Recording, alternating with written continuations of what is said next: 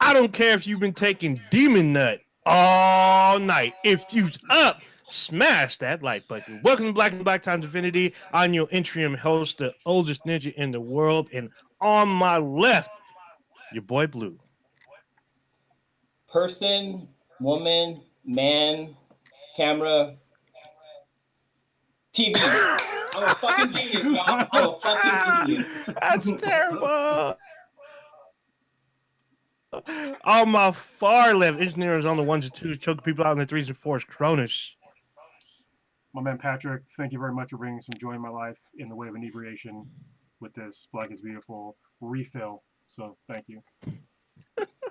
And on my very, very far left, our very, very special guest of the evening. Welcome to the show, Miss Ella Darling. Thank you so much for having me, gentlemen. It is an absolute honor to sit in front of a camera for the first time in like 10,000 years. First of all, let me start off by saying you look amazing. I love your necklace and your whole persona looks amazing. Oh, this whole thing. Blue, that sounded a little thirsty there, Blue. You might have to wheel it back a little bit, bring it back a little bit. Yeah. You're right. All right. So we are live tonight. Who do we got first in the chat? Do we have first in the chat? Oh shit! I wasn't even looking. Sorry. Give me one moment, and then we'll get back to first in chat. To yeah, we still got. Sorry, I was trying to just. And then listener. You don't have listener of the week, I take it either. Yes, I do. Listener of the week. Listener of the week would be Strawberry Suicide. So thank you very much for listening. We appreciate it. And so far, that's an interesting name. I know. It is. It is with dollar signs, so it's even more interesting. Yeah, there you go. Yeah. Nobody's in the chat yet. No, so sometimes I don't see it, so I'll just refresh. So then we're gonna. Oh, go ahead. What were you gonna say? I'm gonna pull it up so I can see it on my phone. Okay. So enjoy the audience as well as your lovely presence. All right. So. Thank you. And then we're gonna go straight into our RIPS, pouring out some of this Mickey's out for some of our folks newly departed, dearly departed. We're gonna start off with John Saxon, born Carmine Cicerio. He was on almost everything in the 80s, but you never knew exactly who he was if you were an 80s kid. Excuse me. Saxon, he probably was most famous for having a black belt in karate, and he starred in Enter the Dragon with Bruce Lee. He studied Shotokan karate, judo, jeet kune do. He is most noted for being in horror films such as the role of Nancy, the father. I'm sorry, he's the father of Nancy in the Nightmare on Elm Street films. He starred in 1974 Black Christmas, Dario Argento's Tenebrae. He also starred in a bunch of westerns like Death of a Gunslinger, Joe Kidd, The Unforgiven in the late 50s and 60s. Saxon was known as a teen idol, and he starred in nearly a dozen movies during that time. In the 70s, he did big time TV shows. He was a guest star on a lot of them, like Starsky and Hutch, Wonder Woman, $6 Million Man, and The Bionic Woman.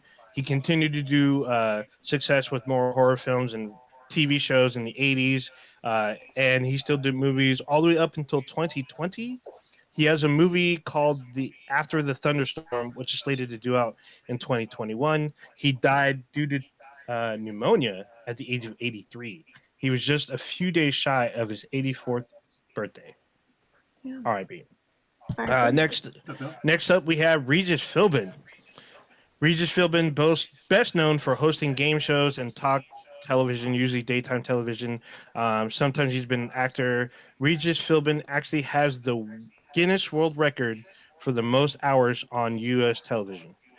He was a U.S. Navy vet. He got his start as a page on The Tonight Show. He is most remembered for Live with Regis and Kathy Lee until 2001 when Kathy Lee left, and then later became Regis and Kelly. Regis is the original host of the U.S. version of Who Wants to Be a Millionaire. He suffered a heart attack on July 24th, which was his cause of death. He was 88 years old. And then newly minted, hot off the press today, Malik Abdul Bassat, or Bassett? I don't know if it's Bassett or Bassat. He's known by his stage name as Malik B. He's one of the founding members of the hip hop group The Roots. Straight out of Philadelphia, he met Amir Questlove Thompson and Tariq Black Thought Trotter. The group released their first album in 1993, but Malik left the group in 1999. He continued to make guest appearances on albums up until 2008. He passed away today, July 29th, at the age of 47. Cause of death is still unknown. Those are RIPs. Damn. R.I.P. People, yeah, that's a lot of people. Mm. So yeah, RIP. let's get to our guests. First of all, Ella, what are you drinking? I'm drinking a Blue Moon, and Oh, later, when you think I'm drinking water, I'm actually drinking vodka and lime soda. oh, there you go. Nice. Have you ever had Like a a LaCroix or what?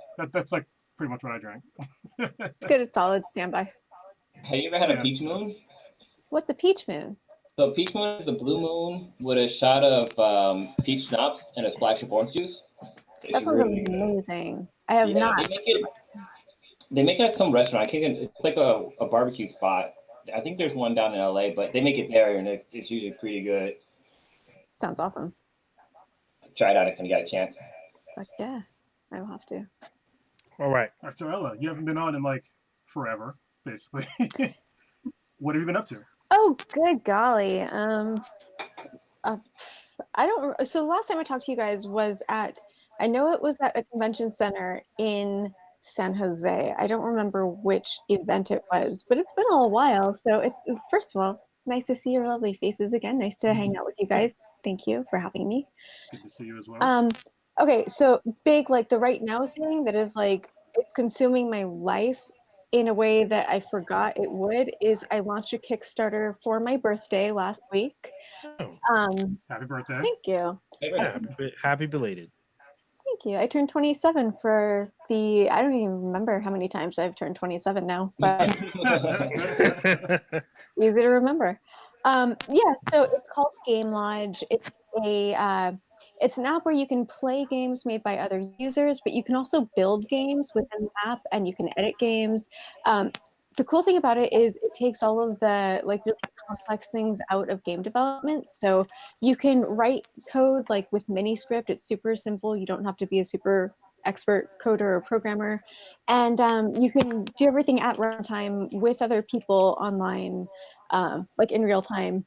You don't have to, you don't have to build, you don't have to code and then build something and then test it. It's just you're in the app. You're like, hey, I want to make this gun shoot bananas at this person. I'm just gonna add the script and now it happens. And so it takes a lot of the sort of overhead out and it makes it super accessible and it's really cool. And I'm really psyched about it. So it's on Kickstarter. It's called Game Lodge. And I really want it to be successful. It's at 41% right now. We're only trying to hit 10,000. So if it's something that, if you like gaming or if you want to be a game dev someday, it's like a nice little stepping stone. So yeah, that's what I'm working on right now. And then also, y'all brought me on because I have a certain background, a certain professional experience, I assume. Yeah. Well, it's one of the reasons. I mean, you're cool as fuck, but yeah. Okay, so I work in VR porn. I'm one of the pioneers of VR porn. I've done kind of all there is to do in VR porn, and what I'm working on in VR porn right now, I'm just really into it, and I really, really love the vision. The company that I'm working for, first of all, the people are amazing. Second of all, the vision and the goal and the things that we're about to release are like groundbreaking as far as I'm concerned. It's called Viro Playspace. It's VIRO Playspace. You can find it on Steam. You can find it on Twitter. You can find it on a lot of places. What it is a right now it's a CGI app where you can enter adult experiences. They're interactive and have fun. The app connects to pretty much any haptic device that you might own. I couldn't even put a number on it because it's basically all of them. So if you have a connected sex device, like a teledildonic device, you can connect it to our app, and when you watch the dreams or experiences, it will vibrate or do whatever your toy does in sync with what you're watching. And in the next few weeks, there's going to be an Ella experience released. So Whoa. Oh shit. yeah, they made me into like a virtual, like a video game character, like a sexy video game character, and they let me direct the whole Nice. thing. So it's like they turned me into a goddess. Like I shot the thing. I went. I did all the mocap and the face cap and all of the stuff. And then when the dev gods showed me what they made, like I looked like a goddess in this ethereal landscape, and it's so awesome. So that's what we're doing right now. We also have a really cool virtual cam girl named Vex Ruby on Chatterbait, who's Mhm. sexy and playful and fun and just an absolute delight of a virtual human. And if you watch her streams and you sign into VR PlaySpace on Steam, she has Oh, I like see it, yeah. toys in her stream that when she touches them will vibrate your toys. Oh god. Holy shit, this is the future. Yeah, she can jerk you off in her stream. Yeah, Crazy. Wow. it's kind of cool. I checked out your your virtual thing you were talking about, and like it it's damn near the virtual deck on the Star Trek. Like you can like whoever you're interacting with can be a furry person, they can be a man, woman, whatever, and you can get your not so much get your rocks off, but yeah, you basically get your rocks off. Like you're able to interact with this person in different like emotional things. It's real trippy. You definitely gotta check it out. Like I haven't tried it in VR yet. I pretty much just watched the videos and stuff, and it looks amazing. Like it looks like the future, basically. It's really cool. Oh, Yeah. Sorry, I have a question about something else you said previously. I wanted to actually ask you this, but I didn't want to interrupt you. It was about the Game Lodge. Is that VR only, or is it? No, so Game Lodge, it's desktop and VR. You can make desktop games, you can make Okay. VR games. You can do. It's best to do the actual scripting on your desktop, just because it's most comfortable. But yeah, Yeah. when I've made a couple of games now. I made a really cool dungeon experience. I just talked about porn, so dungeon experience sounds different, but it's like a classic RPG experience. Okay. I built this amazing castle with this. It's really cool. And then you can script things within it. And so you can play it on desktop. I play it on desktop sometimes. But you can also, with just you just hit one button on your keyboard and you can go straight into VR and play it there. And Nice. it's really cool. We're going to launch with that like castle RPG style game, as well as a zombie game where like you're in a city where the nuclear reactor has done some shit, and so you have to fight a bunch of zombies. And then there's, Nice. yeah, and then there's also one that like I built it out where you're in a high school cafeteria and it's a food fight, so you have to run around grabbing food and hitting other people with it. Nice. cool. That sounds Yeah. fun. Crazy. Also, interrupt me anytime. I just like talk and bloviate, so don't feel bad. Okay. Well, I didn't know about the other things. That's why I was like interested too. I was like, what are these other things? Yeah. So That's. I wanted to hear about them. I'm always noticing that you're always involved in like crazy, like cutting edge tech, like tech that I never even knew that they were developing or even messing with. And you're always like, oh, I got a chance to sample this. I got a chance to see this. And I'm just like, how did she get a chance to see this? It's not even at the market yet. You know, I know I'm already working with these form and this company, that company. I get to see this and that. I'm just like, wow, she's out there just making waves. And it's amazing. It's great to see. Thank you. That's really nice of you to say. That means a lot to me. Yeah, for people that might not know like who you are, even in porn or just in general, you're nerdy as fuck. Like you had custom gear for your VR porn, Mm-hmm. and I was like, holy shit! Like when we talked about that previously, I was like, that's like next level nerd shit. And so you're not just like I don't want to. You don't have like layman skills. Mm-hmm. You know what I mean? When I say layman, I just mean like a normal person. You know what I mean? You have like legit intellect, and to me, you're a very interesting person. That's why I love having you on. Thank Yeah. you. Oh, so really quickly, it was funny to me because the internet kind of freaked out when Henry Cavill was building a PC, and you had made a comment like you were freaking out that he didn't use like I think it was like Thermal paste. yeah Thermal for his Thermal for paste. his for his CPU, and like everyone else is like, oh my god, just look at his muscles and whatnot. You're like, no, did he use this? Did he like see this right? And it's like I He's thought it gonna was fry so CPU. hilarious. Like you were concerned about the PC than you were about him putting his rig together. I thought it was hilarious. Thank you. And just because I know that there's always going to be some well actuallys out there, I know now that the CPU he was using had thermal paste pre-applied, and it was fine. But in the moment, I just had a little bit of a panic. It's like, oh yeah, Yeah. yes, The Witcher. Oh yes. Oh no, babe, what are you doing? There was like a tour force of emotions, and then he like goes back and he like had to adjust something on it, and he like scraped off the pre-applied thermal paste and then reapplied it, and I was like, Which is what you should do, even if it's yeah, pre-applied. Yeah, you should put on your own thermal yeah, paste. he did a very good job. He was great. I should have questioned him. But, I think it was great because you were really concerned about his rig. Like, oh my god, you're about to melt off your CPU. I thought it was hilarious, but it's awesome. that was It's great that you have that. Yeah, it's just great that you're on that technical level, and people like for people who don't believe that you're at that level, you can just if you just literally look at your Twitter feed for maybe a week, you'll probably see stuff that you can tell that you're very Not even a tech week. savvy. Not even a week. Yeah, maybe not even a week. I say give it 24 hours or less. Yeah. That means a lot to me. Thank you guys so much. That's really cool. Yeah, we try to pay attention to all of our friends' careers. So there you go. That means a lot to me. Can I tell you one more thing about VR Play Space before I stop plugging my shit? Go ahead. No, please do.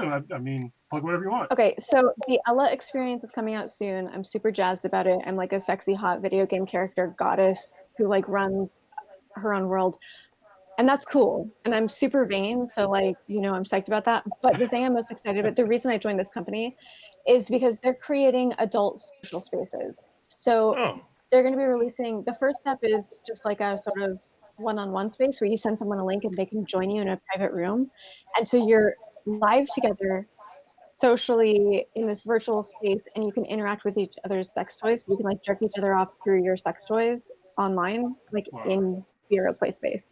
And eventually we're going to extend it to be like a whole multi-tiered social space for adults where the top tier is like, yeah, this is like the sex spot.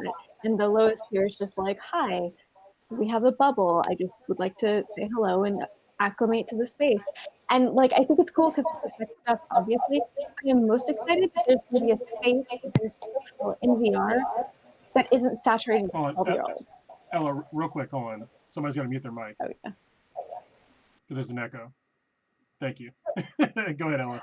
Yeah, so I'm just really psyched that there's going to be a social space in VR that is only for adults. And obviously, the conceit of the app is, porny, sexy, adult consent, awesome sex positivity. But I'm really excited to have a space to talk to grown-ups and just chill and shoot the shit and not have to worry about like hanging out with like 12-year-olds, which is what I feel in most social VR apps right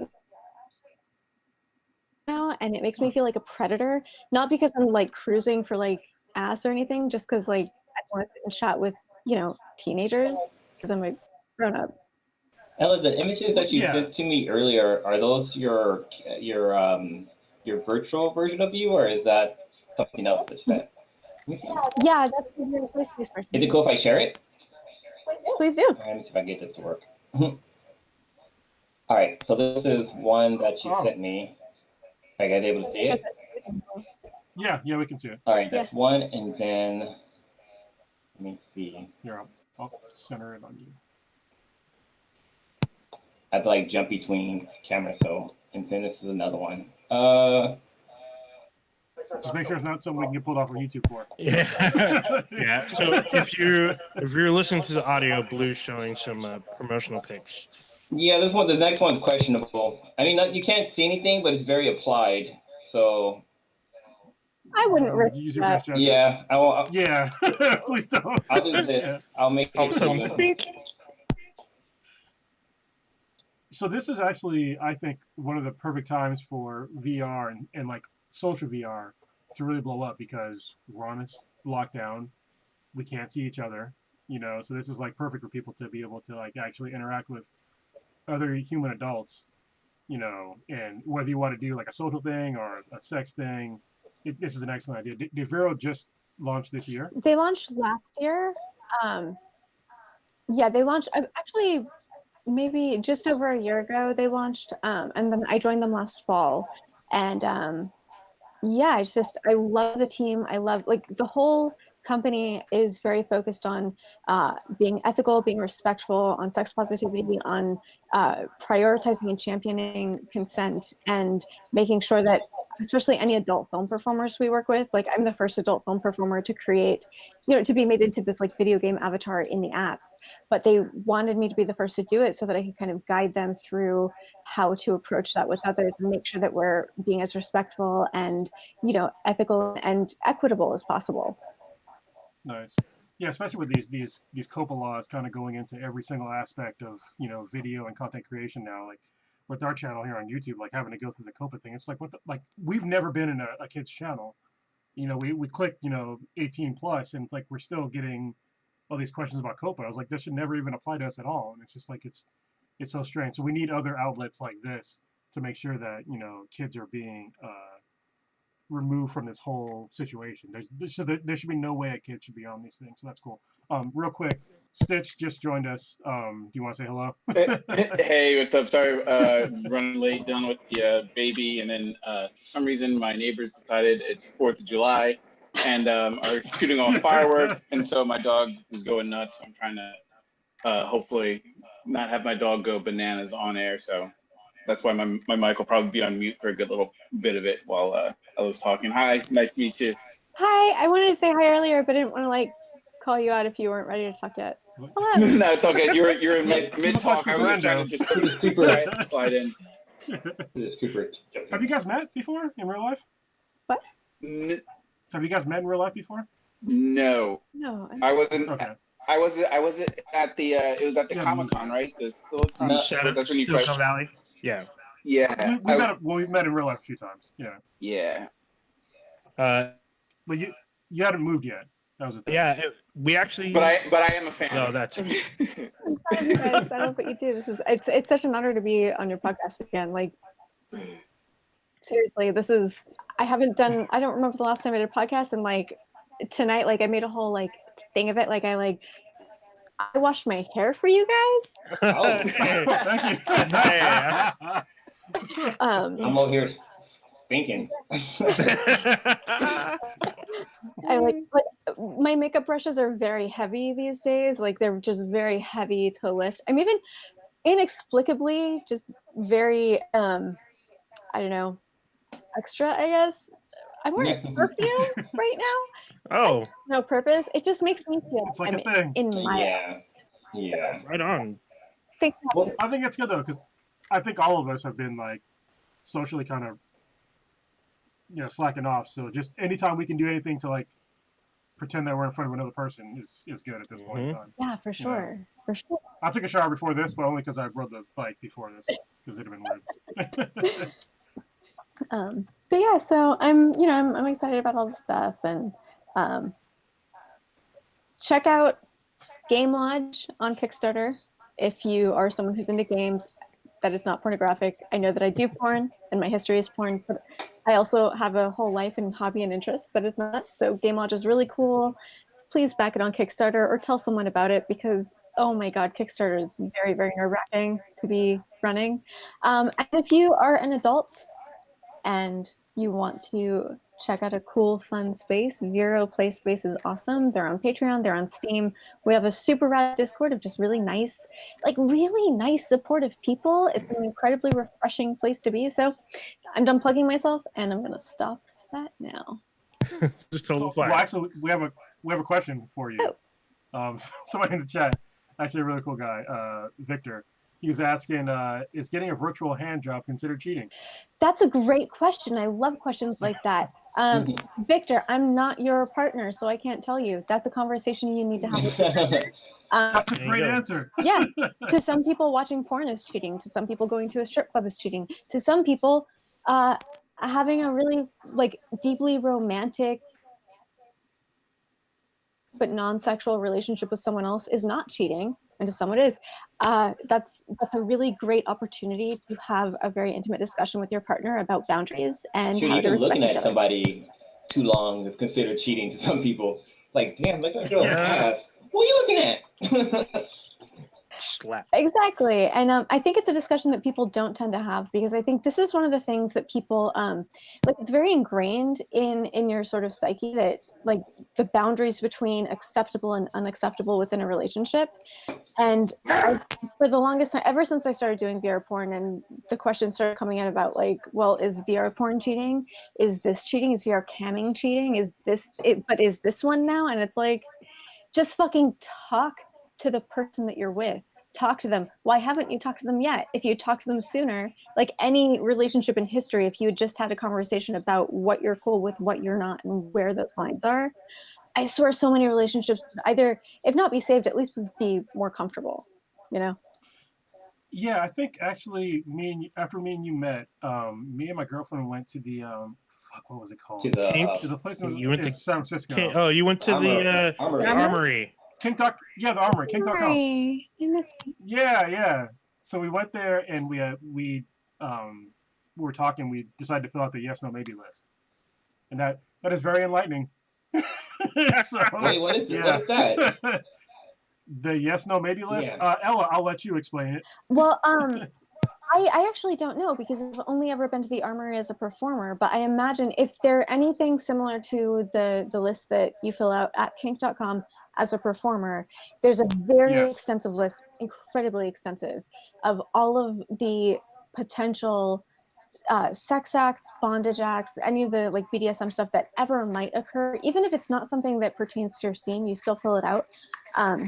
Yep. So it could be spanking, being slapped on the face, being called certain names, or like what they ask, like, what names are you cool with being called? What are names or words that you're super not okay being said in your scene? And so you go through everything that might ever conceivably happen in a sex act, and you rate them like, yes, I'm cool with this, maybe let's discuss it, or no, absolutely not. And for the performers, at least back in the day it's been a while since I've shot for kink, but it was even more broad than that. I think it was like a 1 to 5, like, yes, absolutely, Yes. I'd be disappointed if this didn't happen, to, yeah, I'm cool, to, no, absolutely not, hell no. And when I was on set, I distinctly remember, it's in the middle of my divorce, their lawyer came to set, like, she just did a spot check. She came to our set, she pulled my dom, the person I was working, so I was a sub, and the performer I was working with was a dom. And so the lawyer pulled her aside and just started quizzing her, like, what's on her no list? What can you not call her? What are her no's? What are her yeses? And just to make sure, like, just like a pop quiz, what Mm-hmm. Oh, I got you. Like a random health check type of deal, but more of a Yeah. safety health check. On the Yeah. performer. Exactly, just to ensure that, like, everything is being followed, and I'm being respected on set. And Nice. I've had nothing but good experiences at kink, and I really miss shooting at the Armory. Is no longer a porn studio. They several years ago they sold it off to be an event space, and now I don't even know what it is. But man, my first ever like hardcore porn scene was for fuckingmachines.com, and it was Nice. at the Armory, and it was super cool. Sounds like they That have was a a really better cool spot. HR department than like the Ellen Show right now. Oh, man. Jesus Man. Yeah, I was just thinking about that. Well, I know, like That's a couple of great. weeks ago, there was a whole thing with not Mina Kunis, but Mia. God, what's her last name? That guy's another porn actress that we're talking about. Oh, Mia Mia Khalifa. Khalifa, yes. God, I can't think of her name. And she had brought up allegations about, is it Bang Bros or was it something else that she brought up? But she talked about how, like, she talked about how how the industry is a certain way. Like, since you've been in industry, like, do you feel that certain companies are better than others, or is there more sleazy people out there as far as the porn industry goes? Okay, so first of all, I will never discount another performer's experiences, or how they perceive their experiences, and I absolutely respect her as a performer, and if she had a bad time, she had a bad time, and that's all there is to say about it. In terms of the porn industry, yeah, there's some real dickheads. There's some real fucking dipshits. And there's some companies that really suck. And there are mostly companies that are really good because it's their profession and it's what they do and it's what they've been doing for a while. There are definitely some learning curves. There are definitely some systemic issues within porn. Um, but ultimately, I think that it's very similar to the sort of world around us. Like, I can't think of any job where there aren't companies that absolutely suck and are shitty, where there aren't people who are just acting in a bad way that need to cut it the fuck out. The thing around porn, as a porn performer, is that there's so many organizations that exist to rescue us from our work that it makes it really hard to speak about our jobs in an honest way because if I have a bad day at work and I'm a barista, I can say, that really sucked. My boss was kind of an asshole. The customers were dicks. My coworkers were in a shitty mood and I just didn't click with them today and I just didn't have a good day at work today. If I'm a sex worker, if I'm a porn performer and I say, the director was kind of a douchebag. I didn't click at all with my scene partner. They were kind of a dumbass and whatever, and I just didn't enjoy the scene. I didn't like the content of what we were shooting today, but I'm fine with it. I just didn't like it. That, in the eyes of someone who wants to be a Captain Save-A-Ho, is I was thinking that too. I didn't want to say it. yeah, and that's the problem. Like, these organizations that want to rescue us from our work. First of all, it's incredibly infantilizing to imply that I don't choose the job that I'm in. Like, I don't have to love it all the time. It doesn't have to be personally empowering to me.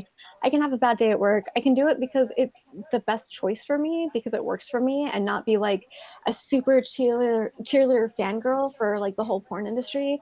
And it also makes it so that calling out issues within the industry as a whole, which is happening right now and it's long fucking overdue. It makes it so that people feel intimidated to do that. You feel intimidated to bring things up because if you say anything, people are watching you and waiting to like jump onto that as proof that the whole industry is actually terrible and just trafficking you or victimizing you. And there's so much more nuance to it that it does everyone, it especially does the performers they're trying to save, disservice. And so, yeah, there are definitely shitty companies. There are definitely shitty people. There are people I will never work with. There are people I've worked with that I never want to work with again. There are people who are my absolute fucking best friends who, like, it drives me crazy if I don't see them for a few weeks and I only know them through porn.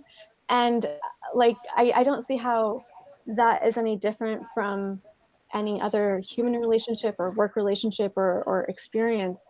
But when you couch it in porn, it just becomes very alarmist. And that's harmful to us because, it passively silences us. Yeah. I Yeah, I want think that. Go ahead.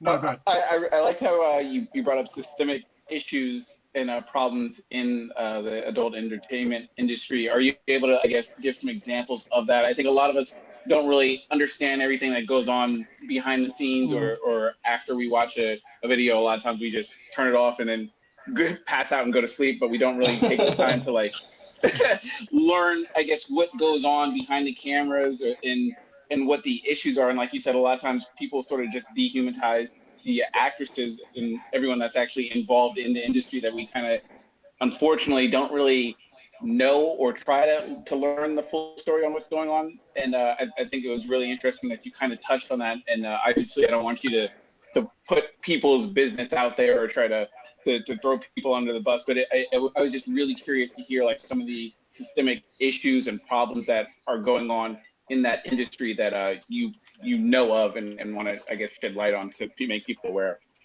So the porn industry is a reflection of media and society, especially in America at large. So the systemic issues going on in America right now are the systemic issues going on in porn as well.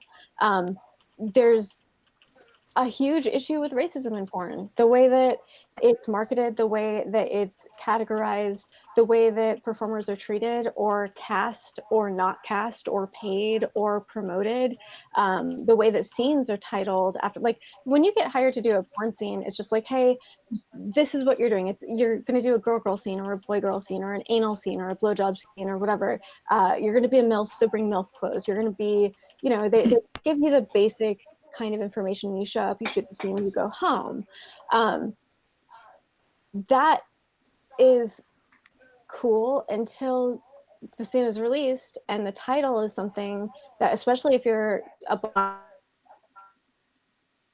performer or performer of color, that really fetishizes your race in a way that is not on brand for you at all and is not what your fans relate to and not what you relate to. And now this is out there in the world and you had no control over it, especially if those scenes are then sold to other companies who are allowed to rebrand it or retitle it on their own. And yeah, I'm not the voice to speak to about this. I'm not the voice that needs to be central on this. And I would absolutely love to refer you guys to performers who should be the focus on this discussion, but I would be remiss not to mention it. But yeah, there are issues that porn needs to fucking confront. They, like, just like the rest of the world, needs to take a good, long, truthful look in the mirror and understand that some of the ways that are very long, very old and outmoded, but have been just the way of things for a long time in porn, need to change, need to be re-examined, and need to, like, stop in general. There's also internal stuff, like the way performers, especially white female performers, are encouraged to wait to have sex on camera with Black men and charge more for it, and it's just dehumanizing and it's unacceptable and it's completely fucked up. And yeah, it needs to change. But So, yeah. a couple things, Ella. If we're asking too many porn questions, just let us know, because we already know that you're kind of transitioning out of the field. And so I don't want to make this whole podcast like super porn heavy if you're not comfortable with that. Also, if there's somebody that you can suggest to us to have on the podcast to talk about that specific issue that you just talked about, we could talk about, just message us and we'll do it on the back. Yes, I would love to We'll do talk that about because, again, I bloviate and I rant, but this discussion is, like, not about me. I want to lend my support, but I don't want to censor myself. So I'd really love to refer you guys to some women that I think are really, really, like, strong voices in the area and in the topic. Yeah. We'll talk outside the podcast and we'll have them on. I don't want to put you in an uncomfortable position. I appreciate that. Also, somebody was asking, have you watched? This is hopefully going to be funny to transition away from this. Have you watched Black Mirror at all? Yes, absolutely. I understand why they're not doing another season because we're living it now. Like it's this weird augmented experience. But yeah, super into it. Okay, so the question is, you remember the Striking Vipers episode? You're gonna have to give me context. I don't remember any of the titles. It was the one where there was two Black dudes that were friends back in the day and used to play video games all the time. Yeah, I love it. And they ended up. Okay, so now I remember it. Okay, so the guy's asking, this, would you consider them homosexual if they're doing it like virtually, basically? Like, I mean, that's I got my own thoughts on it, but yeah. I would ask them, like, hey, so you had this experience. Do you feel so? Actually, no. Like, one of them still is very dedicated and romantically interested in his female partner. So, I mean, I feel like that's bisexual at most. I read this meme like recently that was like, if you cook one meal, that doesn't make you a chef. So why, if you suck one dick, does that make you gay? Oh, man. Damn. Well, this is the weird part that makes it weird for that episode, is because one of them switched genders. So it was just like, does it make him gay? If he's experienced that as a woman, so that's where it gets kind of weird. Yeah. I mean, I don't think so. I think it just makes them very special friends. I was gonna say, if you think about it, there's like a lot of people who will get romantically involved with some stranger that they never met before, and it turns out to be some dude from Talladega. So it's like, does that make you homosexual now that you find out this girl you've been talking to is actually a dude? That sounds more like a catfish to me. Well, yeah, it's definitely a catfish. I think what makes you homosexual is that you identify as someone who is sexually interested in the same sex. Like I love banging girls, All but right. I also sometimes don't. So, you know, here's something I find interesting. This is so often framed around male relationships. If you flip it to be a girl, I don't think people are necessarily as eager to jump to like, oh, well, she must be a lesbian. I think more likely they're like, oh, can I join? Yeah. Yeah. Well, that's because most guys just like, can I? I mean, it's mostly a dude thing, to be honest. I mean, am I wrong, Ella? To me, it seems like a dude thing. It's not just a big thing, but fantasy is fantasy, and I think it is more common. Yeah. It's also, I mean, societally more acceptable for girls to play with girls. There's more stigma around dudes, but like, yeah, I mean, I don't know. Would you think it's gay if a girl just kind of one day just had that pillow fight everyone pretends happens, just went a little extra further? Would you be like, oh, I guess she's a lesbian now? I won't. I'm not gonna try to flirt with her. I guess. No, probably not. Probably Yeah. not. So like, I don't know. If you want to suck a dick, suck a dick. Yeah, right. Can we Yeah. name this episode that? If you want to suck a dick, suck a dick? Nah. Oh my goodness. That's the name of this podcast. I'm just kidding. We can't Yeah, name this we podcast can't. that. I would love to though, but Jesus Christ, I think Apple would pull us down. Anyway, If I'm getting to any. Oh no. No, you're on the Dankest podcast you can on the internet. We talk about shit on you floors. can say whatever you want. Yeah, So We have. I already know that this podcast is going to be demonetized, and it's fine with me. well, So I'm enjoying the conversation. Ella, I remember when you joined our sister podcast, Earth Girls Are Easy, and you gave like dating tips, and one of the tips you gave is that anal sex takes prep time, and ever since you mentioned that on that episode, I was like, wow, like you need to make sure your nails are clean. You gotta like shower and rinse, and like you gotta kind of do other things like bowel movements and stuff. And I'm like, wow, I didn't realize that it took so much work to just to go in, basically. But I mean, you can not, and then it'd be a pretty awful experience for someone. yeah, Probably I both. mean, But yeah. I would say if you're gonna have sex with someone, maybe shower and make sure your nails are clean anyway. Mm, Yeah, Yeah, I yeah, agree. I would honestly agree. But yeah, there is it. I mean, not for everyone, but for many people, it is quite a process. And I'm coming at that from again a professional angle, but yeah, there's a lot going on there. One thing I've noticed. Oh, I know Ella, you've done cam work and stuff, but one thing I've noticed, are you looking directly in the camera, or do you have like a special setup? Oh, you're on my 2014 MacBook, so my camera, I'm looking at the camera, and I'm looking at you just a few inches below. Okay, so you actually look at the camera when you're talking to us. I do. Yeah, like I feel like you're like looking. I'm like, whoa, is she like? No, I thought you had like she's one of looking right those below. like what they use for like news reporters when they have like the text and stuff going up, so they're reading even though they're looking at the camera. I thought you had some kind of cool stuff like Like that. a teleprompter. Yeah, no, yeah. no, no. basically a She's looking. I God damn it! Stop. She's looking below us. I can tell. This is a weird thing about human beings and eyeballs. All right, is that if you're looking at somebody, I'm looking at everybody that's listening right now. Okay, so I'm looking right in the Yeah. camera. But if you look just below the camera, it could be where somebody's nose is. This is what I do with some people that I don't like to look at. Is that I'll look just below their eyes, and it looks like I'm looking at them. Like right now, I'm not looking at the camera. I'm looking somewhere else, but it looks like I'm looking at you, but I'm not. And she's on a laptop, and so she's looking just below where the camera is. I try to look at the camera as much as possible. I think it's just instinctive now because like I've done camming. I started the first VR webcam platform, so I'm the first VR cam girl, but like that was kind of, I didn't actually do like adult VR camming for very long, but now I'm like for my own company, I'm not doing adult anymore. The last project we did was non-adult, mainstream, just shooting the shit, talking about VR games, talking about life, talking about whatever, live stream in VR. So every day for an hour, I would sit and talk to a VR camera and talk to my viewers who I didn't identify myself as Ella Darling. I was just Ella because I didn't want people, I mean, if they're going to make the connection, they're going to make the connection. But, I didn't want the porn persona to be at the forefront.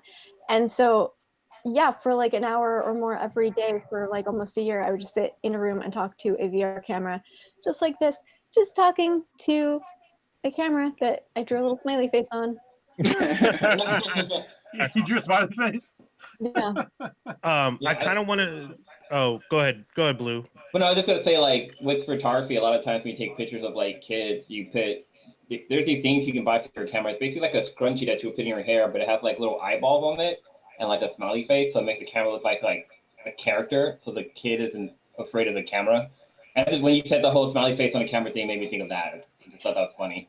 We actually, so when we made the adult VR cam platform, and we were working with an adult campsite, and we were, you know, I mean, I trained cam performers to do VR camming on 3 continents.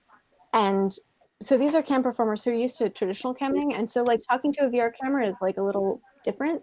So we actually 3D printed like little glasses and a little smiley face onto the cameras. So it like reminded them that like you're talking to a person, you're talking to someone, and you need to make eye contact with them because they're in VR. And if you don't look at them, they're going to feel super weird. So yeah, I have it somewhere, but yeah, I have these little like 3D printed VR camera cases that are these dorky little smiley face robot looking guys. Well, that's cool. That's cool. Well, Yeah. Oh, Go ahead, Blue. No, go ahead, Ninja. I asked another question. I kind of want to switch it a little bit. Actually, myself and Cronus last year, Cronus actually ran into you at Comic-Con 2019. Really briefly, we're outside of Hall H. Just to bring it up, this past weekend was Comic-Con at home. Did you get a chance to see anything that was online broadcasted from Comic-Con at home? Anything that caught your eye, or did you see any panels? Nothing. I didn't, and Comic-Con Online, I think, is a really cool idea. It's a really great way for fans to be able to sort of feel a sense of connection to Comic-Con that they missed. But for me, Comic-Con was never really about panels. I'd only go to panels that were really small and didn't have a wait time and featured someone I either like really respected or like kind of tangentially knew. For me, Comic-Con has always been about like seeing my friends I never get to see. Like Nice. some of my, there's this friend group I have, some of whom I met in college, that now do this really big, awesome like web comic and like video, like short, like cartoon shorts and whole TV shows and games, and they've got this amazing empire. I'm so impressed with them. But like at the end of the day, it was just about going and hanging out with my friends and like supporting them in the work that they do, and you know, going to parties that my friends throw that are just like about seeing my friends. It like not about like meeting celebrities or getting autographs or going to panels. It was just about seeing people I only get to see at Comic-Con. And that's not something that I can recreate with Comic-Con at home. It's something I can do on Facebook, I guess, but like just like anything, like I mean, we could message each other on Facebook anytime, but Comic-Con was the reason we actually like hung out and talked and connected, and that's something I miss. Yeah. Ella, real quick, what's the webcomic? It's Cyanide and Happiness. Oh wow! Oh shit! All right, nobody's heard of that before. I actually, I have one of their games. Their card game? No, I can grab it. I actually, I previously used it to elevate my laptop for a custom video that I shot. You did like what Tony Stark did with the Captain America shield, where you used it as a like little booster thing for when he's making a reactor thing. Yeah, I mean it's a really nicely proportioned game. It's called Trial by Trolley. Here, I'll grab it. That's gonna be interesting. It's a, Oh snap! Oh, it's like right yeah, there. but it's some pics. I shot like one of my favorites. It's still like in the fucking bag or the Cellophane. yeah. You haven't even opened Yeah, it. yeah, I am. So you know, this whole like quarantine lifestyle is so like, oh, we're not going anywhere, we're not seeing anyone, we're not socializing. I'm like the hipster of that. Like, in my life. So I just don't really see enough people to play board games or play any kind of games. But it is really cool. The concept is awesome. Check it out. Trial by Trolley. I love them. No. But yeah, they're the people that I miss the most right now. They're like, they've been my Comic-Con family forever, and they've been very Then- much a family, very, very amazing and supportive. And so I've had some shitty Comic Cons, and they're awesome, and they've been amazing. So anyway, yeah, that's what I miss, and I'm not gonna get it through Comic Con at home. So also launching a Kickstarter, holy shit, is like you go into it like, oh, it's cool. We'll just do this thing, whatever, and then it's like you get into it and you're trembling with exhaustion because what did we sign on to? And so this whole weekend I haven't even had the chance to. I wish I could. I wish I could do Comic Con at home and like actually get like that friendship experience. You know, that Why don't just you- like whatever. Yeah. Why don't you do Ella Darling from home? I mean, all the talk show hosts are doing that. I mean, I guess you do that. That was the VR. Well, just like Yeah, I used to for Gonzo VR. We shut that down last year, but that's just too like I just don't want people in my home. Yeah. I like that's your place. Yeah. yeah. This already I'm like, oh god, what can you see what a fucking garbage monster I am in the background? Let me- Everything. If I turn my camera around, you'd be like, "What the fuck?" Yeah, I'm in a fucking garage right now. Like seriously, if I move the camera anywhere except for right here, it'd be a horror show. Yep. Yeah. Like I literally have comics stacked fucking.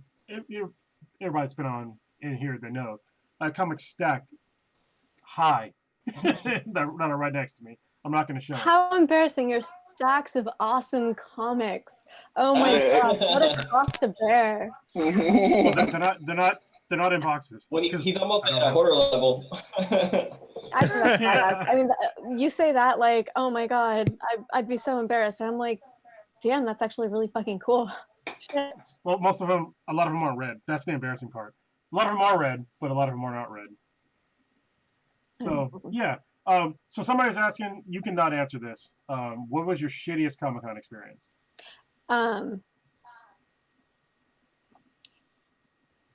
Let me just, I'm going to say one line. You, It's a bummer, and then we're just going to slide past. Sure.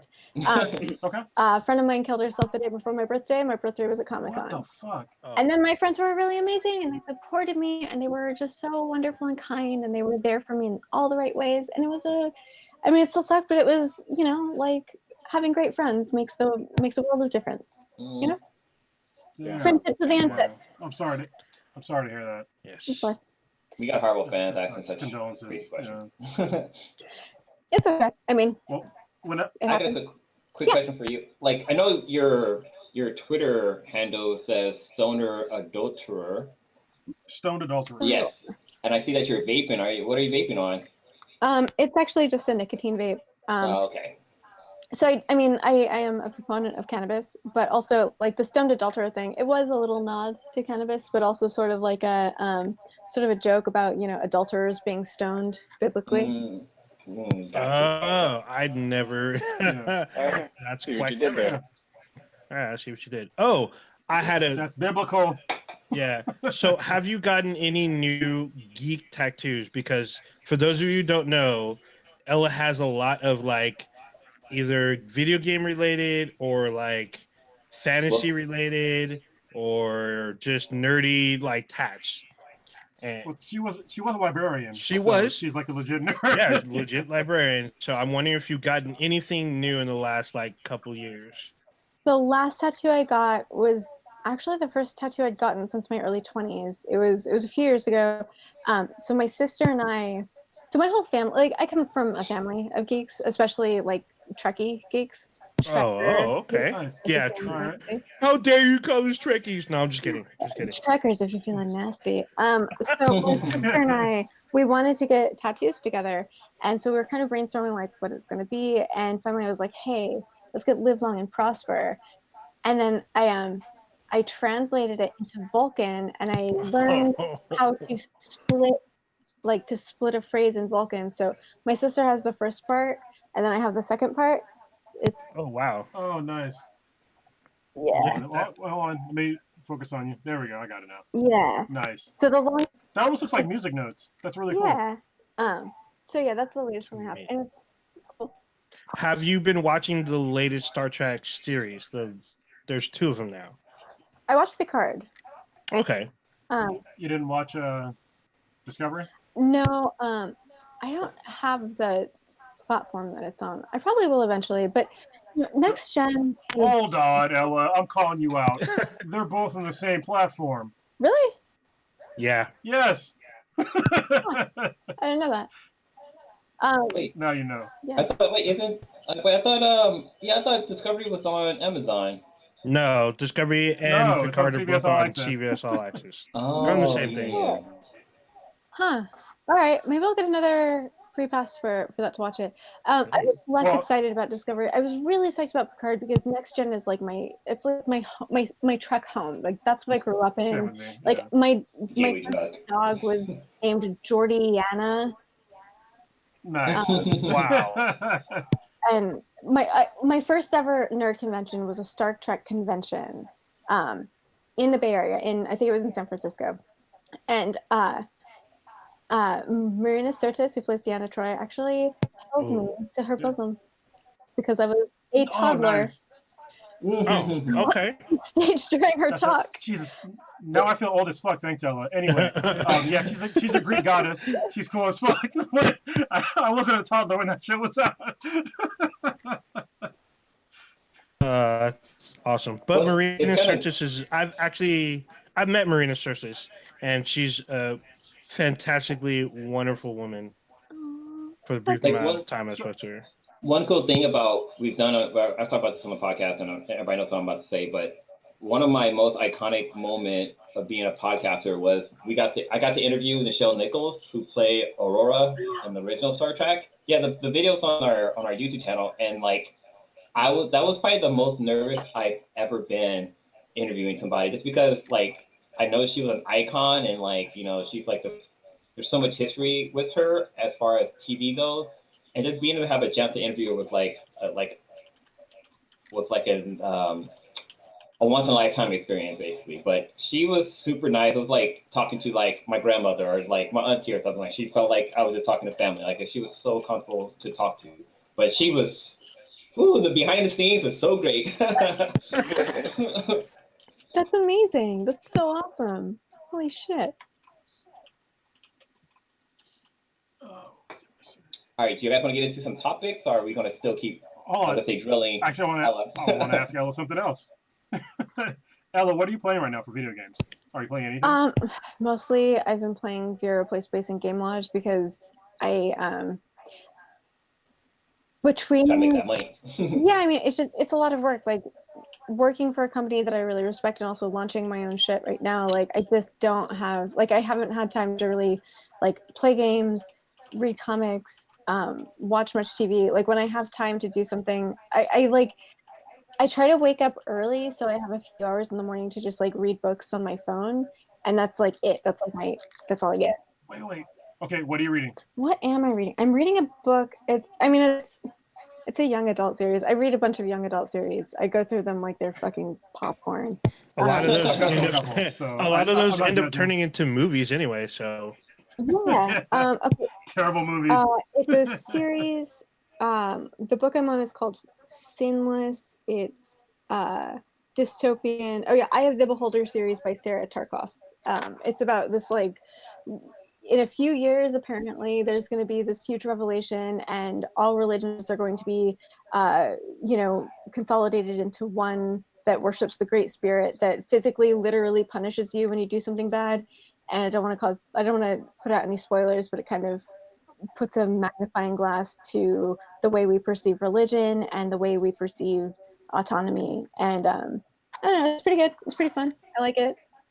But Nice. I don't know. If you asked me what I was reading a week ago, I couldn't fucking tell you. My girlfriend's the same way. Have you read the Riley Adamson books? What are they? What's a? It's about like this. She's like this supernatural hunter. I've read a bunch of her books. Well, I listened to them, and then I was like, I had to read like one of the supplemental books, and I was like, I don't want to read. I just want to listen. Yeah. So I just kind of fell off. It made me. I kind of feel bad about it because I used to read a lot of books, but now Audible has been like my shit. I've been listening to like a lot of books lately. Okay, first of all, don't feel bad. Consuming books is consuming books. Reading is reading. whether you're doing it through an audiobook or through a physical book or through a digital book, you're consuming literature, and that's cool. And fuck anyone who tells you otherwise. And second of all, please send me some links because I'd love to check it out. I will. Yeah. I'll send you a link. Yeah, it's a pretty good one. Pretty good series. And I've been getting into. Have you heard of lit RPGs? No. They're called literary RPGs. So it's like this whole subset of. So you read? Did you read Ready Player One? Yeah, of course. So think about Ready Player One, but actually like set in like a real RPG setting. Like people have hit points and shit like that. That sounds awesome. That sounds really cool. Yeah, like people get. Yeah, so there's like a whole bunch of like really good books that I just been like totally. I've been like my reading series have been like weird because it's been like lit RPG series and then like super deep fucking civil rights books. So I read like 2 or 3 civil rights books and then like 5 lit RPGs and then back to civil rights books. So yeah, lit RPGs they're a lot of fun. That's really cool. Yeah, I would love if you get a chance, please send me some lists because so I'm in this place like YA books are really awesome. I love them. Like when I was a librarian, my focus was young adult librarianship, but it's also like they're so engaging that it's just so easy. Like I go through one in like 2 days. And so it's just like feast or famine. Like sometimes my library holds, I'm like, oh, I've got like 5 books waiting for me. I'm great. And then once I get to the end, I'm like, what the fuck am I going to do when I finish this book? What am I going to do? Yeah, so please send it to me. Send me anything, especially in that genre. Will do. I got some good ones. Good, thank you. It's usually really hard to find books to enjoy. Like it's almost some of it's like a hit or miss. But like the last book that I enjoyed reading was a book called Infinite or Infinity. I can't remember. Oh, that one was so good. Yeah, I read that one too. Because of you. And like that book, I literally was like laying in bed late at night just reading it just because it was so good. Like it's been a long time since I read a book where I'm like, oh my god, I can't go to sleep. But like it was almost like watching a TV show. Like I was so hooked on it that I had to get to the end to see what was going to happen next. That's amazing. Okay, so I have a recommendation for you, or I have a suggestion. So, first of all, you can always call your reference librarian at your local library and just ask for read-alikes, or you can Google read-alikes. Read-alike is sort of a term in librarianship, or just in books, I guess, where it's like, I really like this book, what's similar? But your librarian would love to help you find other books that are in line with what you're interested in. And then what I do when I'm out of options is I just go on Amazon, I look at the book that I really liked, and I look at other books people have bought who have also bought this book. I do the same thing, yeah. But if your local library uses Libby or Overdrive, they also have that feature where you can check out books. Yeah, but they also like recommend books similar to what you just read. Oh, cool. Yeah, I'm gonna check it out. Have you had a chance to write a book, Ella? I'm not a novelist. It's yeah. I mean, you could do memoirs or help someone with their memoirs or whatnot. I've signed on as a beta reader for a friend who's writing a book, and I'm really excited to help her. I don't know. I can't imagine writing something that wouldn't be absolutely cringy and like weird and awful and I don't know, trite. Like I like falling into other people's worlds. My world is boring and uninteresting. Do you have a favorite author? To most people, your world is not boring at all. Exactly. You've been a CEO how many times now? Never. I don't. You haven't been. I could have sworn you posted that you're a CEO of at least one company. Co-founder for sure, but not CEO. I don't know. I feel like the title of CEO is not something I want to shoulder, and also I don't think it's as impressive as people think. Like, if you're not someone who's in like the entrepreneurial world or like the tech world or the startup world, like, oh, that person's a CEO is like, oh my. But when you're in this world, it's like, oh, cool. What have you actually fucking done though? Really? Cool, good for you. Gold star on your business card, I guess. Like, I don't. Not for everyone, certainly, but in some cases, it's just like posturing. And I already have to prove myself in other ways as a sex worker, as a woman in the tech industry who works in crossover fields. It's like, yeah, I do marketing. I do this, whatever. I just do shit. Like you're doing. I don't care. God. Okay. All right. Well, let's transition a little bit to. We have general topics who we're going to talk about. Yeah, I sent over during the this list of podcast. the If, Yeah. of our topics. okay, you have the list. But Okay, she's up to what we're going to be talking So about. feel free to tap out whenever you want to. It's fine. You already know the safe word. You can thank the safe word that you know is you can thank W. Kamau Bell Yep. for that safe word. Nice. He's the one that made it up for us. Anyway, I don't know if you knew, but today they had a House Judiciary Committee on the CEOs of major tech companies, and they were talking about monopolies. Did you watch any of that at all today? No, but my mom told me about it. I called my parents earlier. My mom was telling me about it, and she was like, they just like they would ask good questions, and they didn't understand the answers, and they just Yeah. time. Why do they do that? It was like, You I don't know. you should watch. You should watch anytime they have any tech CEO on. Watch them. Like sometimes, or just watch the highlights at least, because they're so fucking cringy. Watching these super old people try to understand technology, like they still don't understand how Google makes money off of ads. I'm like, it's a free service. How the fuck do you think they're like? How do you think they're gonna make money Yeah. off of a free service? And yeah, it's really interesting how our government is Out of touch. doing all this work. Yeah, they're so out of touch because they're. I'm not. I don't like the word ageist, but I don't trust a 75-year-old to change a tire on a car. So why would I trust them to understand technology or to run our nation? And it's really weird when you hear them ask questions about shit that they clearly don't know about. Like somebody literally asked Mark Zuckerberg why Donald Trump Jr. got suspended from Twitter for 12 hours. I'm like, well, Mark Zuckerberg is the CEO of Facebook. He's not the CEO of fucking Twitter. Like, how the fuck would he know why he got suspended from Twitter? It's amazing. I feel like I really want to cut people some slack, and it's very easy for me to sort of. It'd be so easy to just talk shit about these fucking out of touch fucking, not even boomers, just like you're still around, I guess. But like, Yeah, still around. Before they're pre-boomers, which is weird. yeah, if you're a lawmaker or whatever, like you're not going to be an expert on everything. Why do we expect them to be an expert on everything? Why don't we have people there like helping to contextualize things and explain? I mean, it would take forever. I've tried to help grandparents with technology, and those hearings would be like a week long. But still, like, why aren't there people going over these questions? Like, oh, actually, Mark Zuckerberg doesn't work for Twitter. Maybe edit this one real quick. Like, why are they allowed? Like, how embarrassing! I would be mortified if someone let me do that. I'd be pissed if people around me were like, "Yeah, go ahead and ask that." Like, Yeah.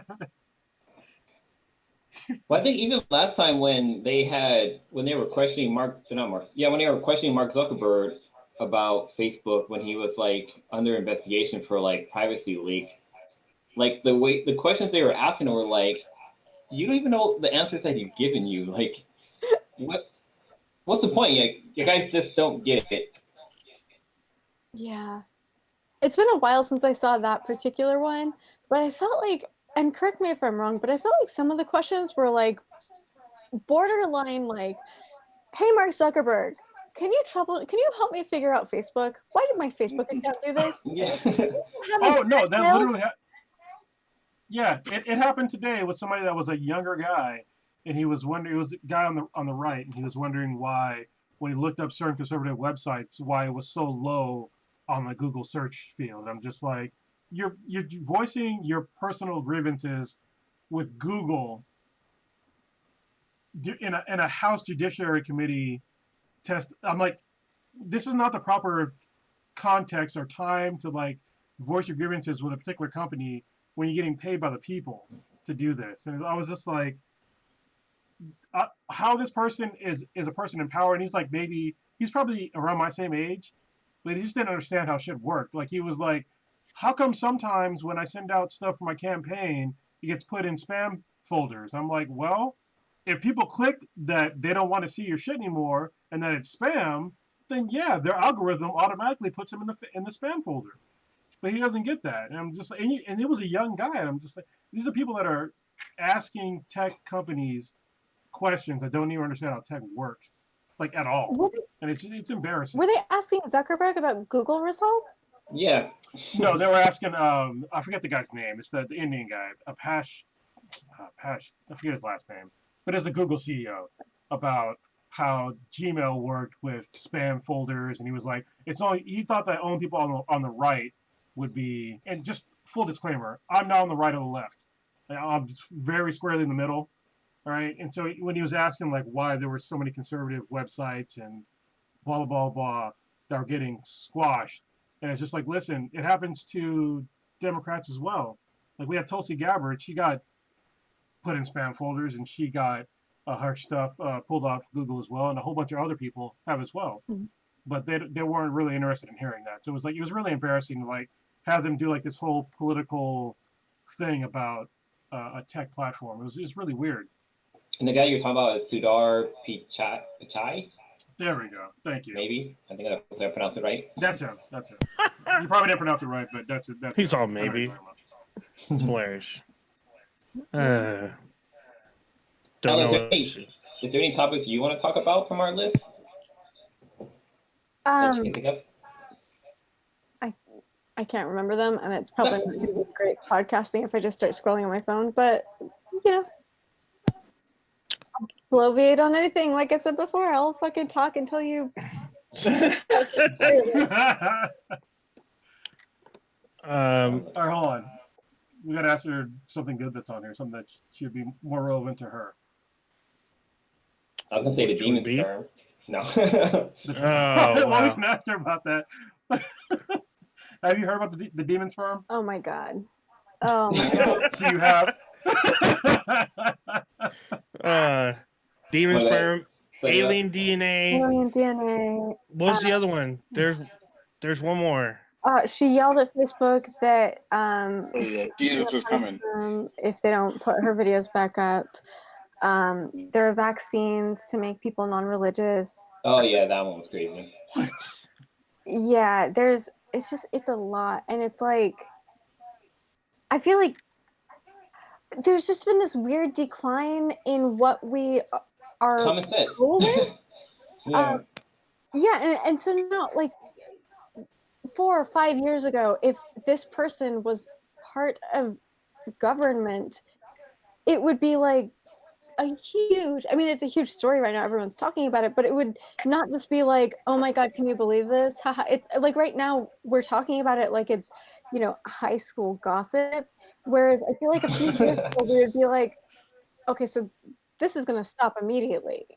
Stop now. And now we're just like, the world, right? Yeah. Let me show you some memes.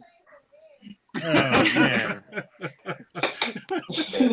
It's embarrassing. Like I was it yesterday or today that all that stuff started flooding out? But I was just shaking my head, and it's like I'm embarrassed for the people that are like sharing this like on my timeline. I'm just like, why are you not exercising your common sense or just it's just basic intelligence to be like, yo, maybe I should look into what this crazy person is saying before I just like yeah, she's got some good ass ideas and stuff, and then now you're co-signing yourself with this psychopath and everything, and people are just like, oh yes, whatever, no big deal, just look into it.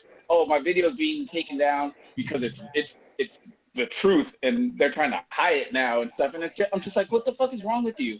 So like I just started to use the report as false news button on my Facebook feed just to try to see if that would work, and I think it has been, hopefully, because I've been seeing more and more people getting pissed off. So I was just like, yeah, get off my timeline with this bullshit.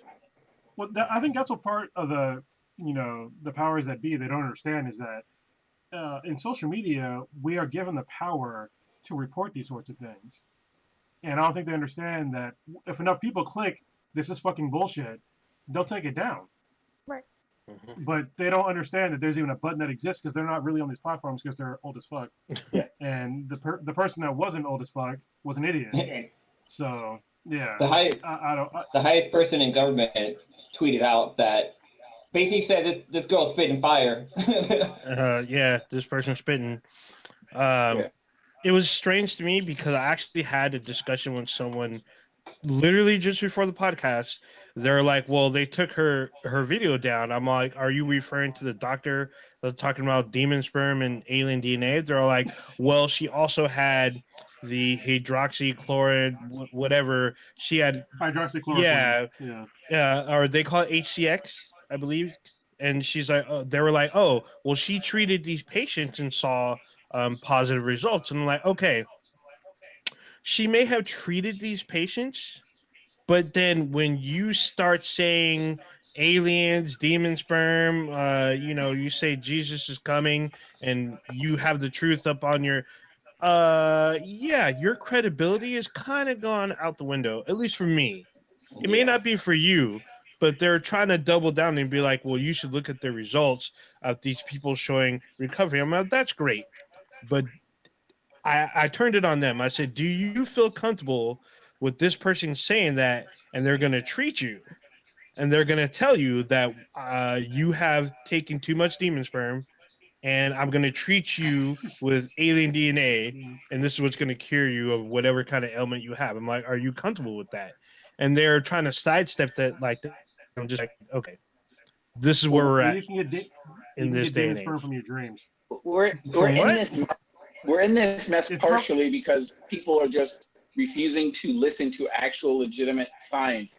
I mean, people have just been stubborn and trying to take shortcuts rather than just being like, all right, we all need to just take a quick time out, sit at home for a couple months. Yeah, it all sucks, but it's something we need to do for the greater good of society. And people are just so impatient that they're like, nah, I can't do this. This is fucking up my freedom. I need to go to Applebee's and get the 2 for 20 menu with all my friends. And literally we have not made any legitimate progress since when this thing started in like March. And then you look at other countries, and yeah, I understand that our population is much larger and everything, but the thing is, they co-signed and they were cool with, yeah, this is going to be inconvenient and not comfortable for us to sort of just be in our homes like how Italy was, where they pretty much were just had to stay inside and could not go outside. And they understood, yeah, this sucks balls, but we got to do this so we can at least continue on with life. We were not able to do that, and we have not progressed in any aspect whatsoever except in our death totals and our sick totals since like February, March. And it's videos like that that are just keeping us in this like Groundhog's Day cycle where it's just like, oh shit, I don't want to listen to the doctor. I'm gonna fucking listen to this person I saw on Facebook with this catchy meme. And I think that this might be my own personal home remedy for this pandemic. It's just so frustrating because there's no end in sight for this pandemic, at least in the United States, as far as I'm concerned, because people are just continuously doing dumb shit and getting other people to do dumb shit with them. Yeah. So go ahead, Ella. No, you go ahead. I'm gonna go back to what you were saying, such about just people rejecting science, and people are rejecting science until they find any fucking doctor that will say something that supports what they want to believe. Yeah. Yes. And they feel like they're coming to battle with like, hey, you got your doctors. Well, I've got this one that says this, that says she treated these people when this happened. And they think that they're coming in on equal grounds. But there's a scientific method and there's a process, especially in the medical field, for proving comes down to very large sample sizes and a long-term research process that's proven and overseen by ethical research boards, and it takes time. And so I think that this is a big thing with a lot of misinformation right now, in that there are people who have information that is scientifically proven based on acceptable methods, acceptable research research methods, and that go along with the ways that the medical community has established over a period of decades, if not longer, as a way to show that I have this idea, I tried it out, and here's how I can show you that it works. Not just I think this is going to work, not just I tried it on this patient or these 5 patients or this sample of patients and it worked. But here's how it works in this sample of patients.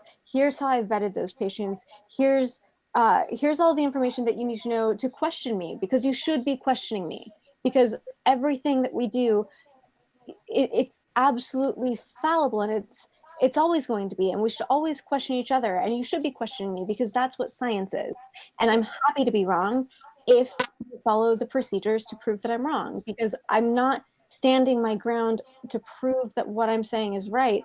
I'm standing on the grounds of science to help move forward our understanding of how health and medicine works. And if you prove me wrong, hell yes. Now, as a culture, as a society, as a population, we're all moving forward together. Even if I was wrong, we're all benefiting from that. And that's Exactly. not what these people are doing. They really want to double down on their crazy bullshit.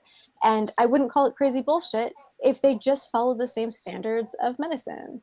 I think one of the Yeah, kind I of mean, touching on what you said is that yeah. like a lot of people are kind of starting to doubt Dr. Fauci because in the beginning, 'cause what they used in the beginning was different kind of models to determine like what was going to happen with this virus, and a lot of that information came to fruition, but it also did not happen just because we started to wear masks, people were sheltering in place, so the numbers were going down, and like a lot of people are like, well, okay, everything's good now, let me go out and have fun because the likelihood of me catching this virus isn't what they predicted. Well, the reason why it wasn't what they predicted is because we all took action and by staying at home, and now the numbers are going up and more people are dying. So like people, they see one thing and they expect another, and like they're just kind of doubting what people say when the words were first brought out by Dr. Fauci and other scientific people in the community.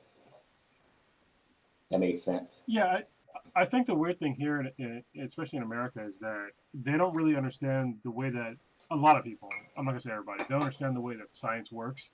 Is that there's a scientific method and it can be wrong. And the point of science is that you get to a point to where you eliminate what's wrong to get to what's right. And so people here in America, they're like, oh, well, this certain thing that you said was going to happen didn't happen, and this other thing that uses the scientific method proved that it's wrong. But it's like you're still using the scientific method to prove that it's wrong. We can move forward by doing that. I don't think any single person in science would say that.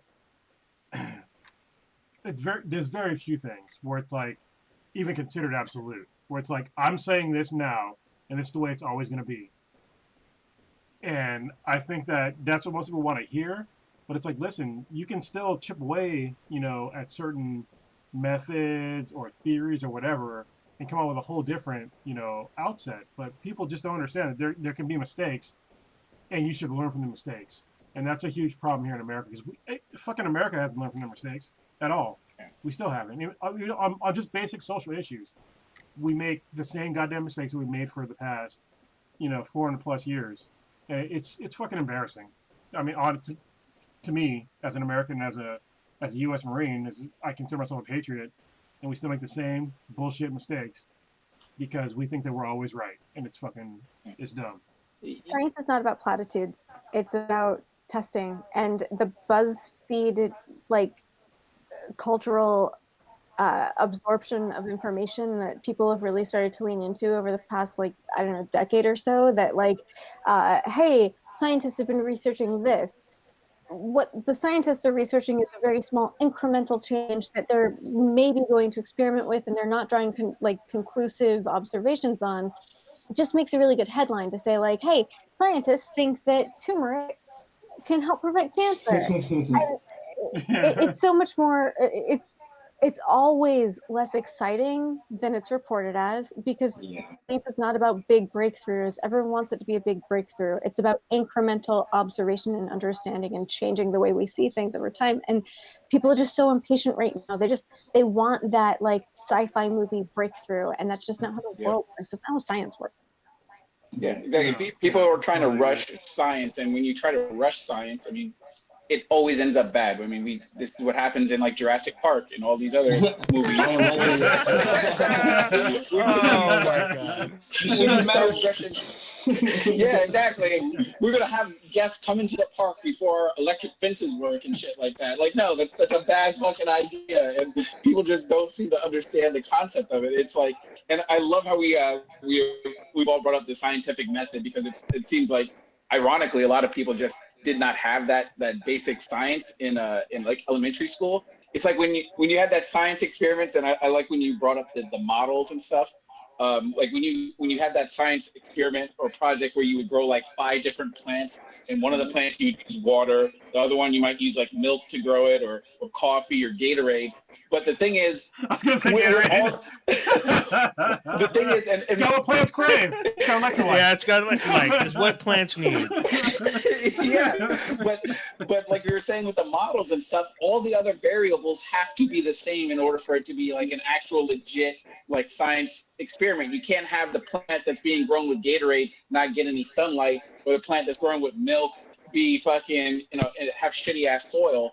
And so when people are just being like, oh well, these controlled these models are all fucked up and they're wrong. Well, yeah, because people in Georgia aren't trying to wear masks, and they're more concerned about going to party in the Ozarks and shit in Arkansas, rather than the people in New York who were taking it seriously at the time and were able to reduce the numbers. And people are just sort of like, don't understand that we have literally 50 different states doing their own different plans. And even on a sub level, you go to like local governments where certain counties are being like, yeah, you can go here, you can go dine in Applebee's or go to Sizzler, and other places you're like, no, you got to stay home. And people are just like trying to take all those fucked up control variables that should be the same, and they aren't, and they're acting all confused. I'm like, well, it's not working. This is bullshit. Like they just don't understand simple science on a basic elementary level.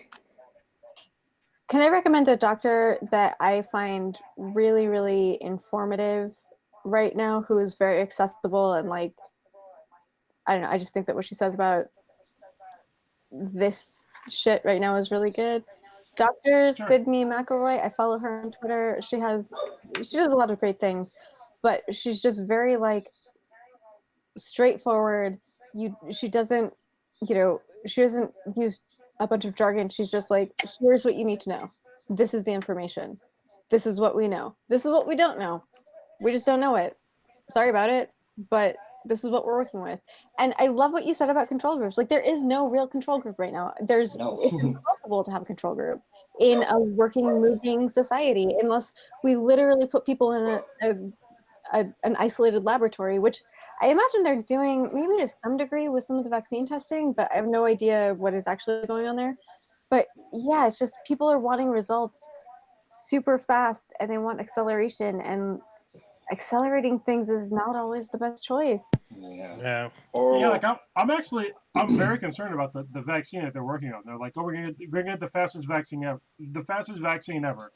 I'm just like, Dude, a common cold. Yeah, that sounds great, but fuck that. Like, I'm not fucking taking that shit. I'll let millions of people take that first, right? And see how they do. I'll stay at home while you take that shit. Yep. Let me know. I don't want a fast I want an effective and tested vaccine. I don't want it to be any faster than it needs to be. I don't understand why people want it to be so fucking fast. Like, I understand like the simplistic like lizard mind thing about it, but when it comes to like actual human beings, if you speed up a vaccine without properly testing it, it's going to cause potentially more deaths. Yep. So why the fuck did you want to speed it up? Yeah, or I zombies. I don't understand it. I mean, I'm not really prepared for zombies, but I mean, I'm away. I mean, honestly, zombies do it better because I can fucking kill them.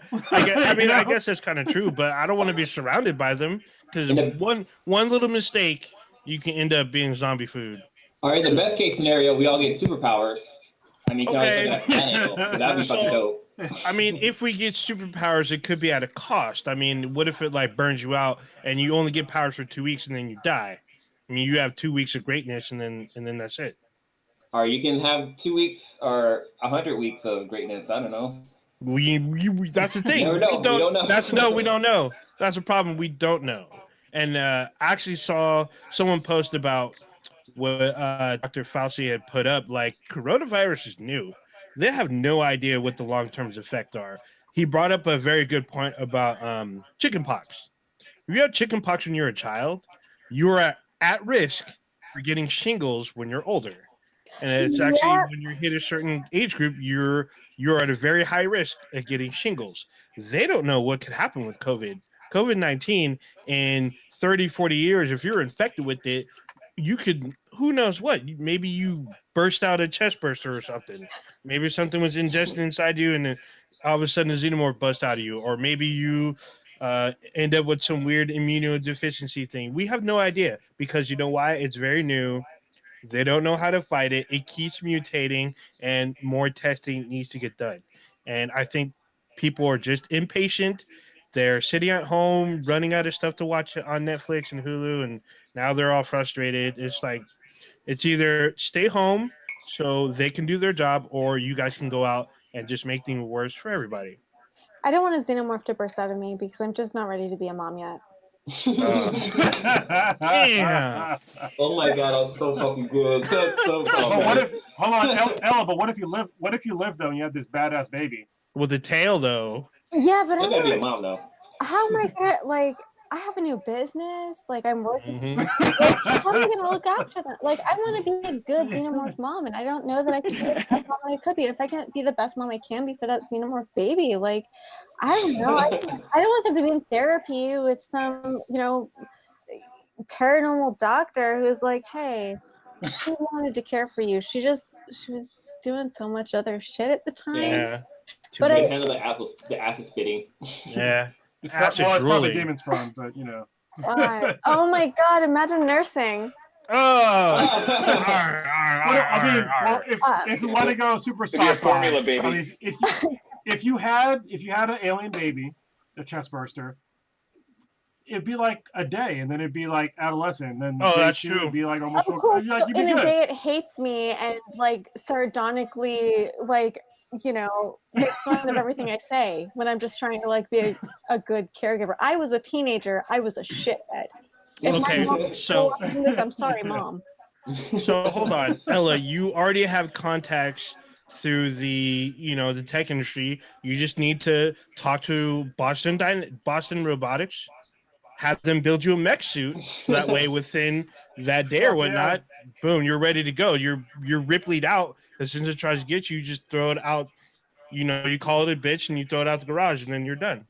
You ready to kill your own baby? I mean, Jesus Christ, old ninja, where you I'm going? not gonna call my xenomorph child a bitch. I'm gonna call it my sweet little darling, and I'm gonna sweet little angel it is. However, the zombie apocalypse I'm super ready for. Okay, there you go. So Dude, Oh, I'm just gonna dress up super hot. I'm gonna do my makeup as soon as I'm dying, and then people are gonna like think I'm a hot girl, and then I'm just gonna eat their brains as soon as they get too close. oh wow. Oh Bait 'em. wow. Okay. She's gonna zombie bait him. That's You hilarious. know, so over this weekend, like, because we're talking about the whole bass thing, like, I went up to Lake Tahoe, and there were hella people there. Like, it was like a normal fucking trip going up to Lake Tahoe. But one of the interesting things that I noticed was that, like, not a lot of people were wearing masks, and it was weird because there'd be like a family, so it'd be like a family of like 8, where like 7 of them are wearing masks, but the dad's not. And it's like, if you get infected, you can infect your family. Like, just because you're not wearing a mask now, like, you can still get them, like, you can get them the coronavirus later. And it was so, I saw it so often, like, every other person was not wearing a mask, and it was so ridiculous. And like, it was hard because like I fear for myself. I'm like, shit, like this guy's like walking near me and he's not wearing a mask. And it's so funny how people think that the mask is like, they think the mask is the cure, like it's going to keep you from getting it, but they don't understand that the mask is to keep you from spreading it to others. It's to protect other people from you, because you can be asymptomatic and still give the virus to other people. And it was so fucking frustrating. Like you'll see people with like the mask just covering up their mouth and not their nose, or you'll see people like, they'll take off their mask and like it'll be in their hand, but they're like walking around a whole crowd of people, and it's like, dude, like you don't fucking understand what the hell's going on, right? Like, come on, bruh. I first started wearing a mask. So I actually got my mask for Christmas, For Christmas. Yeah, because there were still fires going on like around LA, and so my parents got me this, like, it's called the Vogue mask, and like it really helped reduce migraines whenever there were like fires around. So I already had this awesome mask ready to go when mask season started, but I started wearing my mask in February because I had like a cough, and I was flying on an airplane, and I didn't even go to AVN this year because, and AVN is in early January because that was when we were first learning about the virus stuff, and I just I collect. I'm a fine collector of maladies. I got shingles and whooping cough and pneumonia in the same year. So Oh my like, God. if it's available, yeah, I'm gonna snap it up. An early adopter, pretty much in most cases. So I started wearing masks super early because, like, I don't know, but I had like a cough and I was on an airplane and who knows, and I didn't want to risk exposing people. And people looked at me like a leper, and it's just like, dude, I'm wearing this mask so that Check you. yeah, like, so if I am actually sick and not just like vaping too much, like, you're not going to be sick as a result. And it's like they would have felt safer if I wasn't wearing it, but they were safer, like, actually, because I was. And that's something that I really hope sticks around for a long time. I hope this normalizes wearing masks. Like, if you Yeah, just wear it. Yeah, because I know in like Asian culture, like, because I've been to Japan and a few times, and like you see people wearing masks there because like hay fever runs rapid there. So a lot of people wear masks, and when they wear masks here in America, this is before the whole COVID thing. People will look at them bad, like, what? Why is that person wearing a mask? Like, what kind of disease do they have? And this and that and this and that. But like, if people wear masks, like with flu season, that might slow the spread of the flu getting around, or even like the cold or something like that. So I like the fact that we're wearing masks. I really hope, like you said, I hope it becomes kind of like a normal thing for people to start doing when they're sick, that they will wear a mask. Have you seen Yeah. people resisting? Yeah. I literally Yeah. I literally showed the cast people in our state who is supposed to be, we're supposed to be those darn liberal state, or the bleeding heart state, where people are refusing to wear a mask. They're trying to fight people. They're trying to say that their rights are infringed. I'm like, really? It's literally a piece of cloth on your face, and you only need to wear it from like for literally a limited amount of time, from space to space. Usually, if you're in a restaurant that will let you dine in, you're going to be away from other people, and it's actually okay to take down your mask. It's just that when you interact with other people or you're going to be by other people, you just keep your mask up. It's really not that hard. Dude, I But got three kinds of masks right here. they're all Batman. I got a Batman one. I got like a cloth one, and like a different kind of one. Like Those Yeah, are panties. I got a bunch. That's not a mask. Those are panties. like, they did look like some raw. Oh, some panties, man. Wearing I mean- panties on your face is better than wearing nothing. Yeah, it's true. Did you see ain't that? lying. Did you see that one video of the girl who went to like a gas station, and they told her that she couldn't come in, and she like took off her panties and put it on her face. I was like, Mm. first of all, Where? I'm Gross. sorry. Where did you see that? Was this on It was- Pornhub? no, yeah, right, it should be. But no, it's like I think it was like some kind of TikTok video where a girl, she goes into a gas station, and like they told her she could be wearing a mask, and she literally takes off her panties, and they're like a spaghetti strap style panties, and she puts them on her face to buy like a pack of cigarettes or something like that, and then she like leaves or something. Classic. I'm not gonna shame. She should have been wearing a mask. Yeah. You should be ashamed of that. If you want to put panties on your face, you fucking live your life, girl. Maybe don't live it in public in front of other people where they're not consenting to like engage with your kink, but like, Yeah, there you go. Dude, I wonder if Japan, if there's anybody that's kind of cosplaying as that penny guy, the hentai. Oh, Oh, yeah. fuck yeah. The hentai man. Yeah, it's Holly, awesome. do you know about that tell guy? me, Hentai man? tell me. So basically, it's this guy who he basically gets his superpowers by pitting girls' pennies on his head, and that's all. That's pretty much the whole entire story. Do the powers? Is it just like he has to have some girl's panties on his head? Do they have to have been worn by a girl? Does it matter? Like, You're asking too many questions. Oh, shit. So that I don't know. I do know that when he wears the panties, he like has ridiculous ninja skills. Like he can like fight like a Street Fighter or something. It's like crazy. I was like, what? And his mask with the panties on, it kind of resembles Spider-Man. I mean, he doesn't wear any clothes though. He wears underwear, but that's about it. So it's called Imagine hentai. my shock right now that this man who gets all of his power from wearing girls' panties also just doesn't happen to wear clothes when he does it. Oh my stars and garters! So I got a question for you, Ella. Here, this is kind of derived from our chat here. I don't know if you've been able to see. Have you seen Christopher Nolan's Batman series, and have you seen the Tim Burton Batman films? I've seen at least the first two Christopher Nolan ones, and remind me which ones were the Tim Burton ones. The ones on Michael Keaton. So it was just Batman back in Michael '89, Keaton. and then Batman Returns that had Michelle Pfeiffer in it. I don't think she was born yet. I mean, Elle's only 27. Oh, you're right. I mean, there's such a thing as Netflix, Hulu, and Redbox. So So I've been 27 for several years now, and I will say that Michelle Pfeiffer's Catwoman molded my sexuality in a very tangible way. Nice. I feel like the Tim Burton film. Look, I'm not like I'm very much more of a Marvel comic person, in as much as I'm out of here. but I'm also not really a big comic person. I'm very much a completionist, and it's really hard to be a completionist and not have a bunch of money to spend on being a completionist when it comes to comic books. Oh yes, I spent thousands. So as a child, I really like that was my touchstone. I think that was my first touchstone with the Batman franchise or property. Going back and watching them, it's like, okay. She's still, These are movies. Catwoman though is still fuck. Oh yes, yeah. So yeah, I guess that would answer the question then, because the question in the chat was which was better, the Nolan Batman or Tim Burton's Batman.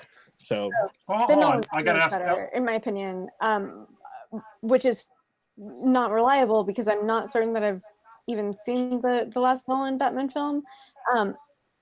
But even if I haven't, I'm certain I've watched at least the first two. He made 3, right? I'm sorry. yeah, there are 3. Yeah, that's totally fine. I mean, you like what you like. Weird. Allegedly. No, I would say just based on the first Nolan Batman film, in my opinion, that was better than the Burton films completely. Okay. Yeah, your geek credentials on this podcast are never in question. So don't. Yeah, never in question. Mikey, The scientific method. I'm sorry, huh? I said you brought up the scientific method, so your geekdom is on a different level. I mean, it's cool. I understand. In this area, I'm not in my zone. But I would say the first Nolan Batman film. Maybe it's because our sort of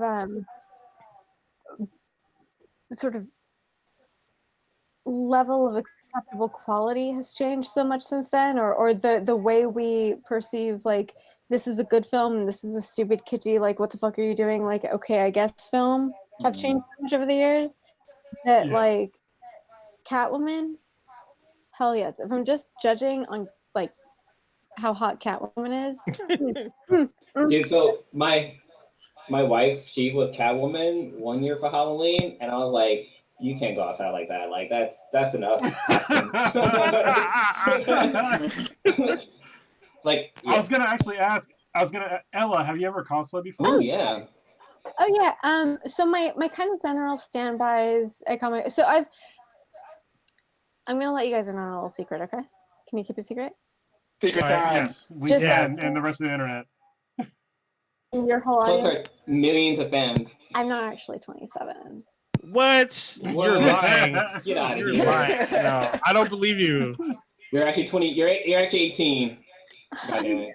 No. No, that'd be gross. I can't even identify if somebody's 18 because my daughter's 17. Fuck. Oh. So as I so back in like my early 20s, I moved to LA when I was 20, like I don't know, barely maybe 20, 22 or 23, no, 23.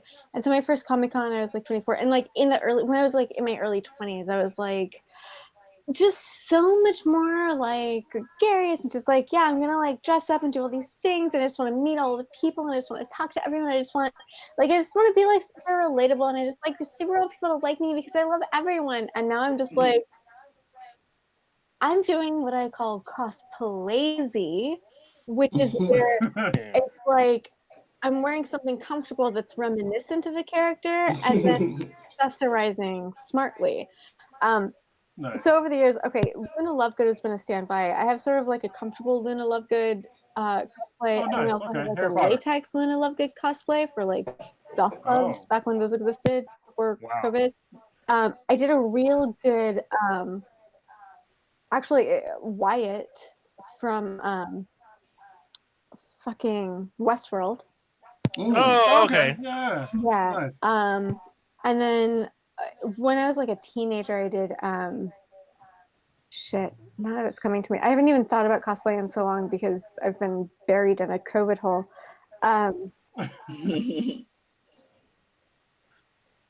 Yeah, it's just generally I would just like find a cool blonde character and go with it. What else have I done? But I just kind of jump in real quick. I know, like, you did bring it back to porn, but I know you did a porn parody of Adventure Time, right? Oh yeah, Princess. Yeah, you did Princess Bubblegum. Yeah, so I did that for a parody. Yeah.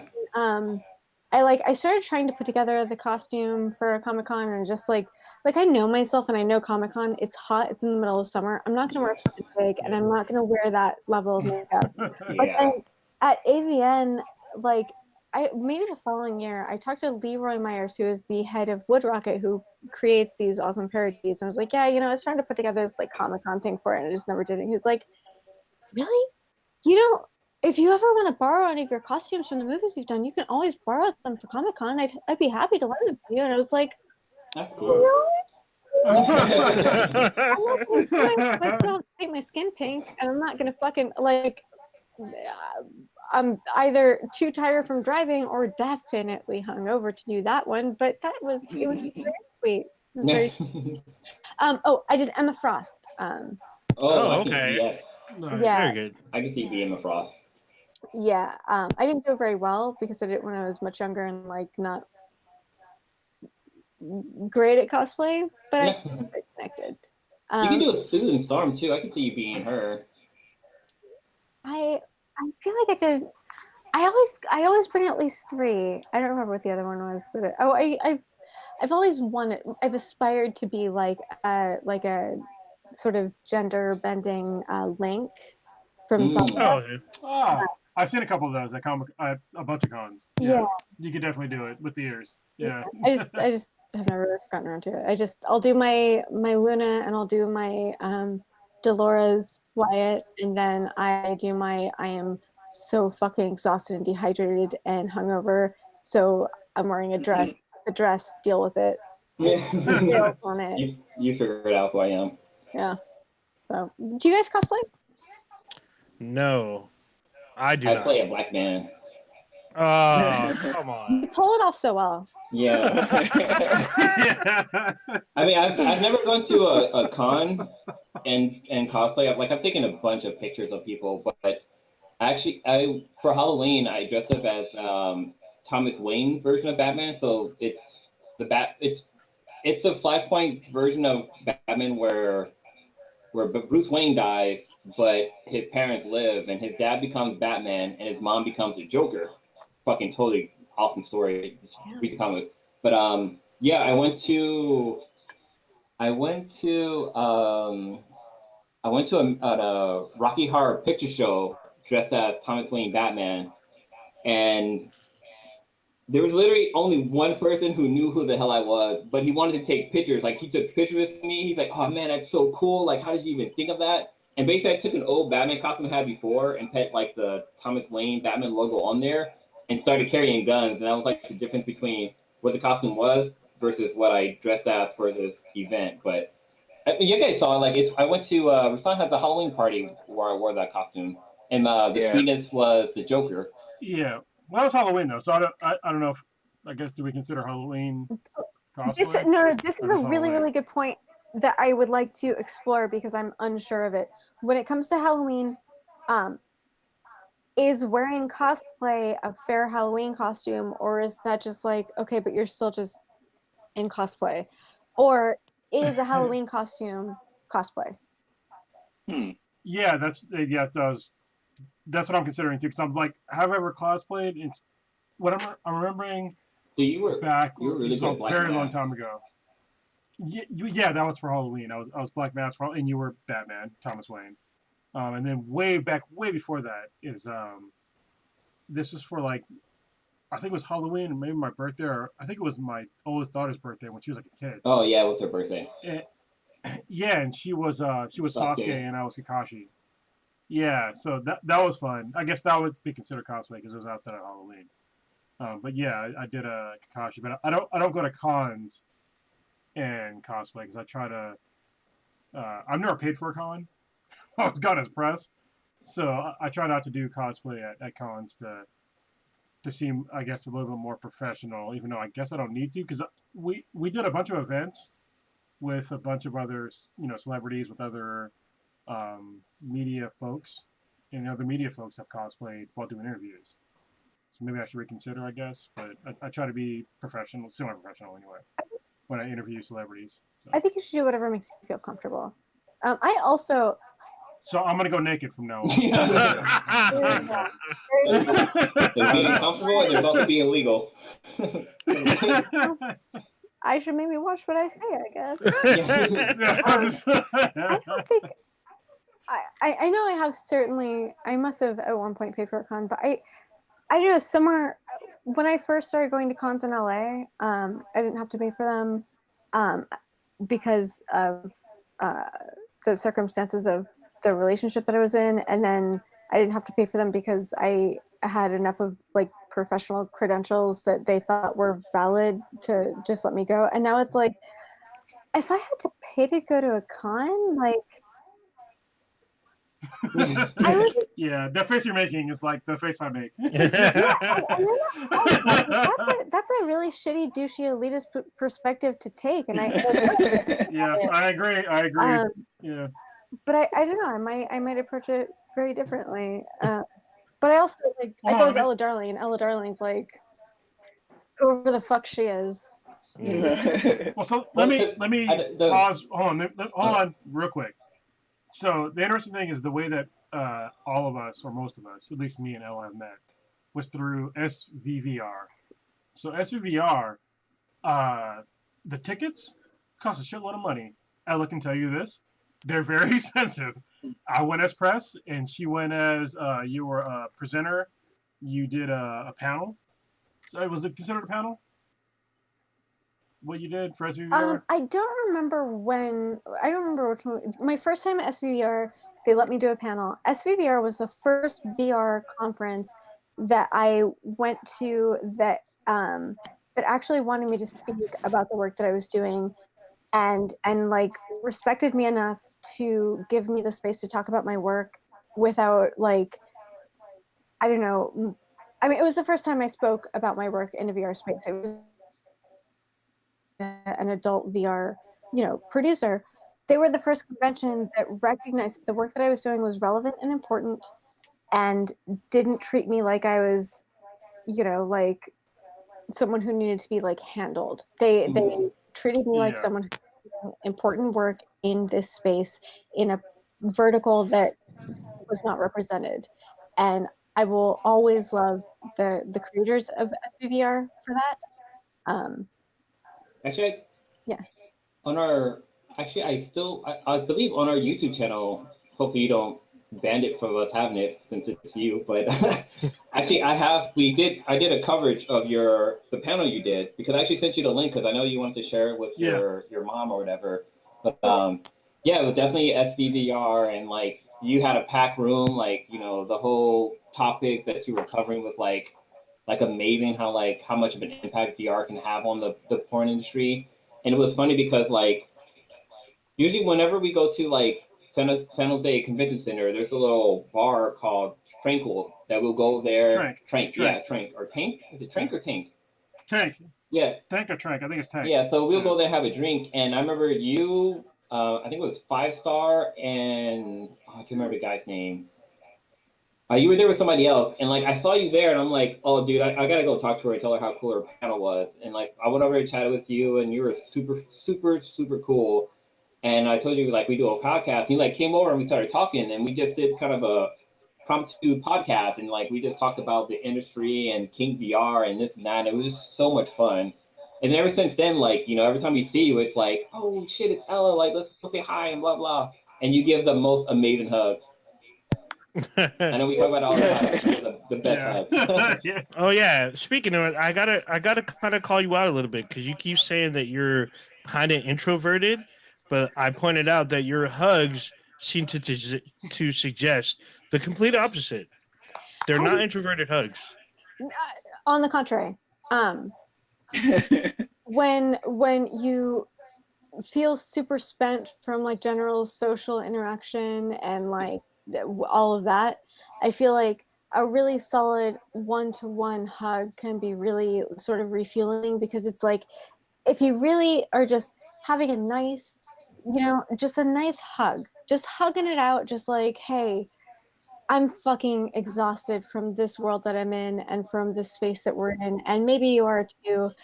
We're just going to connect in this very platonic, very like friendly way and recharge for just a little moment, because in this moment we're just buds, we're just friends. Maybe we're new friends, maybe we're old friends, maybe we're potential friends, but in this moment we can kind of just melt away from all of the fucking crazy shit around us and just have a nice hug. Mm-hmm. That's what a hug is to me. Okay. And I would So you, love to share a hug with you sometime, my dear. Hey, do you guys think the world Kindred- would end if Ella was to hug Grace? Wait, what? who? Oh, okay, yeah, Grace. No, it's a personal friend of ours. I don't- Our friend hates hugs, but yeah. So I'm glad you brought that up, Ella. So like, literally the first time like we hugged, like it gave you like I was giving you like the basic bullshit hug, and then I was like, oh, this is like a real hug. It's like, See? what the fuck? Yeah. So she literally So, drained our yeah. life force. That's fine. I can give you life force anytime. There you go. So she's like a hug vampire. Yeah, that's fine. That's how she's 20. She's 27 for like the 1500th time. Sure. See, I can't say that if I said the best hug ever, my toddler would get fucking angry because when we hug, we say the best hug I don't ever. want any trouble, okay? Yeah. Yeah. But you're pretty high up there for hugs. Yeah. That's amazing.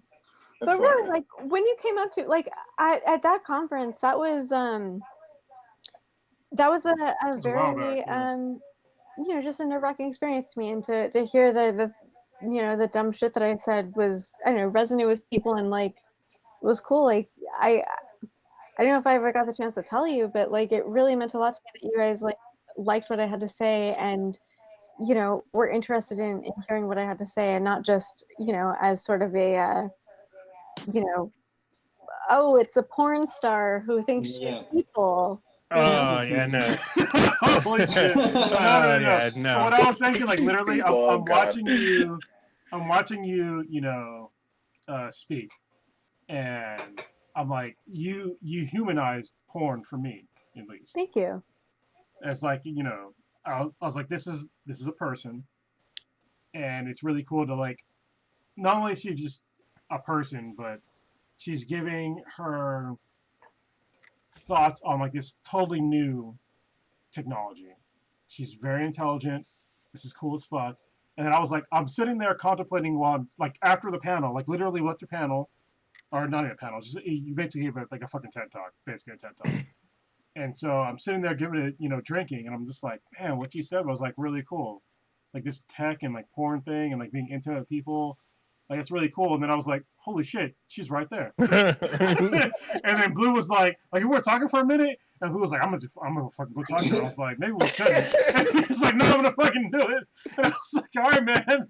I guess we're doing it. I guess you're gonna do this now. And then, yeah, it was cool as fuck. Like it was a really interesting way to to meet somebody. Yeah. So, or to meet you, really. Yeah, it's always been great. Like I said early in the podcast, actually, there was actually another podcast that you're on. I don't know the name, but they literally said that you seem to always be on the bleeding edge of VR technology. Like anything that is new and innovative, you seem to be right up there in the mix, right on top of it. So it's always interesting to me how you always seem to manage to get there to like the front of the line and present it to so many people. And like, I'm always like amazed at how you just get this new cutting edge technology and you're able to like either get to it first or be with the group that it's out there that's getting their hands on it first. I'm always like fascinated by that. That is really, really nice. Thank you. Thank you, guys. So if you're in the chat right now, I actually posted a link to her actual presentation she did at SVVR. So you can definitely go off and check that out. And what's kind of cool is that it was posted on my birthday. So I think the event happened the day before my birthday, but yeah, it's pretty cool. Wow, it's got 29,000 views. So Oh, damn. yeah, that's pretty good. Yeah, it's a lot for us. And it's funny because, yeah, like every month or every week, I see that it's in like our top viewed videos.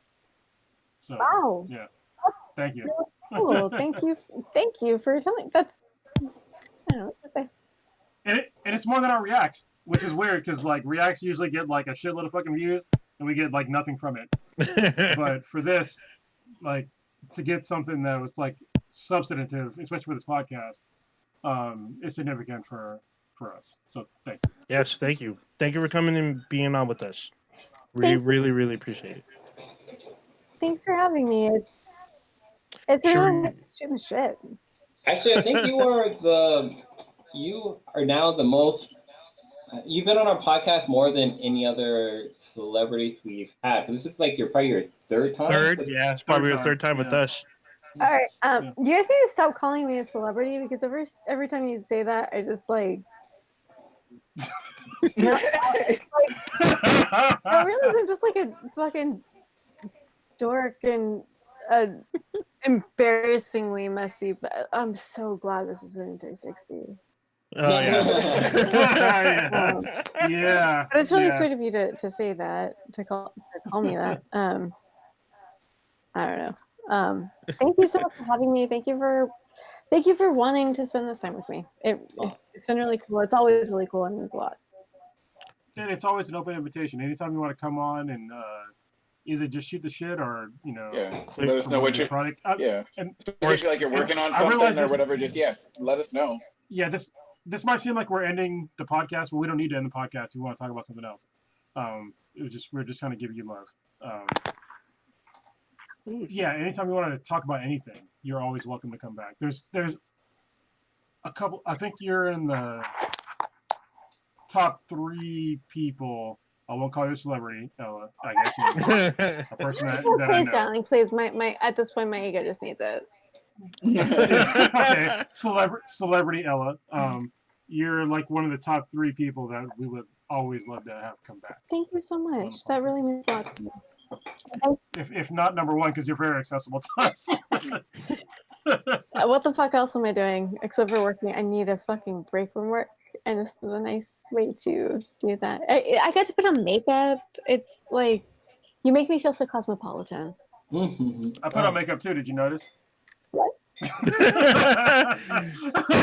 He said he's wearing makeup too. Actually, we all are. I put some new base on. See this here? Not me. Yeah. My beauty is natural.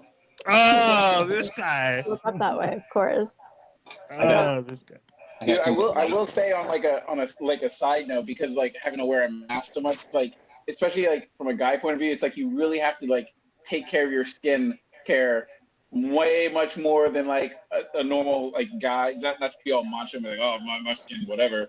But it's like, especially when you're wearing a mask for like hours and stuff like that, it's like as soon as I take it off, I'm like, all right, I need to exfoliate, I need to clean my face and everything. And it's like, it just drives me nuts. I think one day I forgot to like really scrub my face, and I could feel like right between like my nose and like my lip, like a pimple trying to grow. And I was like, God damn you, science and fucking masks and shit like that. But it's like, it's just something that, yeah, it's just like something that's like, because of the craziness, it's like now I have a new understanding for skincare and what females have to go through in terms of like making sure that their skin stays nice and healthy. It's eventually a podcast, so it's an audio medium, but we're all on video right now. So I'm just going to show you. This is something I've used for fucking years. It's not like some big, like, you know, skincare thing that everybody is super excited about, but it's this Vico? turmeric cream from India. Turmeric, okay. I know turmeric is. Vico turmeric skin cream. It's an Ayurvedic medicine, but turmeric is it's it is Indian then. anti-inflammatory, and it's something that I use anytime I feel like there's some acne popping up. It comes in a little orange tube with a little yellow lid, and it's like this really it's almost sort of like a opalescent yellow cream. It looks like some shit you'll get from Nickelodeon. Yeah, I mean, Sorry. it's not something that you would be like, oh yeah, that looks like something I'm gonna buy for $100 in Sephora, because it's not. It's like $10 on like Amazon. But this shit, like anytime I feel like, especially the mask acne or cystic, like anytime I feel something coming in, I don't know if it's the anti-inflammatory of the turmeric, or it also has sandalwood. I don't know. Yeah, turmeric helps a lot. I could not tell you why it works, or even if it actually works. Maybe it's a sample size, People. you know. Yeah. But holy shit, it has made. So, I literally keep it now- on a little tray on my bed now that I'm wearing a mask all the time, because I've noticed it makes a difference. So I don't know. Maybe it'll help you. Maybe not. Maybe I'm. These down. are the times that we're in right now. I mean, this might be the first time I think in our like 5-year run as a podcast we've shared makeup tips with other members of the. There you go. Yeah, I'm so glad that we've gotten to this point where you feel comfortable talking about this stuff, because everybody has skin, so everybody needs to care for their skin. Absolutely. Well, since we brought it up, I got a beauty blender I on. use a lot, guys, and I just feel like it's magical. I don't know. I have no idea what you just Hold said. on. So you have a blender. Real quick, hold You have on. a blender, Hold on. like a blender. You I'm put. trying to ask her a legit question. I don't. Hold on, Ella, how'd you hear about that? Because that's like an Indian thing. What are you talking about? I would say India. I mean from India. No, it is. So- It's an Ayurvedic medicine or an Ayurvedic cream from India. I don't remember how I originally heard about it. I've been using it for like so many years now. I don't even remember how I came across it, but Yeah. I don't know. I like it. I'm into it. I've bought so many tubes of it. If I looked at Amazon, it would probably tell me like, oh, Yeah. you bought this with like, I don't know. I was gonna try to like age myself with it, but I don't even remember what I would have thought with it. What would have been trendy like 8 years ago. Hey, you're only 27, so you know. I, 8 years ago, it's like you'd be so young. no, of course. But yeah, it's cool. But yeah, like, hey, everyone has skin. It's okay to want to take care of your skin. It's okay to want to look nice. It's okay to want to, boost your confidence if you want to throw on a little makeup or whatever. Like, it doesn't. Makeup has no gender. Skincare has no gender. Wanting to take care of yourself extends to all parts of your body, and your skin is a pretty important organ. So It's your largest organ in your body. there you go. I mean, Yeah, you can't. Yeah. except for me, if I had a dick, which I don't. But if I What the fuck? Oh my god. That's so You can't, good. you can't be picking up chicks looking like all pizza face and everything like that. So it's important. Yeah. We lost Blue. Oh, there he goes. Blue's back. That might have been the greatest dick joke ever on this podcast. Thank you, Alan. Wait, what? I missed something funny? Yeah, you missed the dick joke. Yeah, You're gonna have to totally you're did. gonna have It to was watch the replay. Oh, That man. was a great dick joke. The sweetest came home, so I went to go say hi to her real quick. oh, Oh, of course. for reason. For sure. The sweetness. All right. So, is there anything else? I think is there any other questions in the chat? So there's a statement in the chat, but I don't know if it's a question or not. I don't know if you can see it, Cronus. It's from Matt from Pre-Recorded Live. Right. So my ex-brother-in-law. Oh Jesus Christ. Okay. After read, I've been drinking. Ella, try to stay along with me. If you don't understand, to just call it out. This is from my friend Matt, who's a cancer survivor, who I went to actually go see in Ohio He's a a few years fellow back. podcaster as well. So his question is, so my ex-brother-in-law and lifelong friend is dating a girl who did porn for a while, and I am super nervous about accidentally calling her by her stage name when I eventually meet her face to face. Is that like a legit concern? Would you be? I can So- kind of speak on this a little bit because I actually have Are you a Wait, porn two star? Are you people. a porn star? Yeah. No, I know two. No, I know. I know. Oh, Ninja, can you I let? know- Hold on, yeah. Ninja, let Ella answer No, no, first, okay. not you. I Okay. want to hear what he has to say. Okay. Okay. So I know two other ladies that have been in the quote unquote industry. One of them I've known since she was 16. And so I knew her as her like birth name. And then when she got into the industry, she did some work. Now that she got out, now I didn't know how to refer to her because I've known her for so long. And she's like, you know what? It doesn't matter. You can call me either one. I'll respond to both. I'm like, oh, okay. And then the other lady, like, I've hung out with her like a couple times. We're not like super close, but we're like friendly, I guess. But she responds to both her stage name and both her given name. So there you go. That is a really good perspective because you knew them in both contexts. If this person is meeting, you said it's a sibling's partner? Is that the Yeah. term? Yes. Yes. Okay. If you're meeting them as the partner of your sibling and not as a performer, erase the name from your mind. Erase their content from your computer, your phone, all of your hard drives. They no longer are an adult film performer for you. They're now your sibling's partner. And if you would have erotic videos of any of your siblings' previous partners on your computer, you shouldn't. But like at least as long as they are you like in your life as someone's partner or whatever, like they are not your fat material anymore. Because they're now a human that is not a product, and that material is a product that they made to entertain. You are no longer their fan or their audience. You are now a real person in their life. Erase the performer name, whatever they introduce themselves as, just like anybody else, no matter what the situation is. If someone's name is, some really big formal long name, and like if they're, I don't know, Wilhelm, but they're like, hey, I'm Bill. You call them Bill. Like, you don't always call them Wilhelm.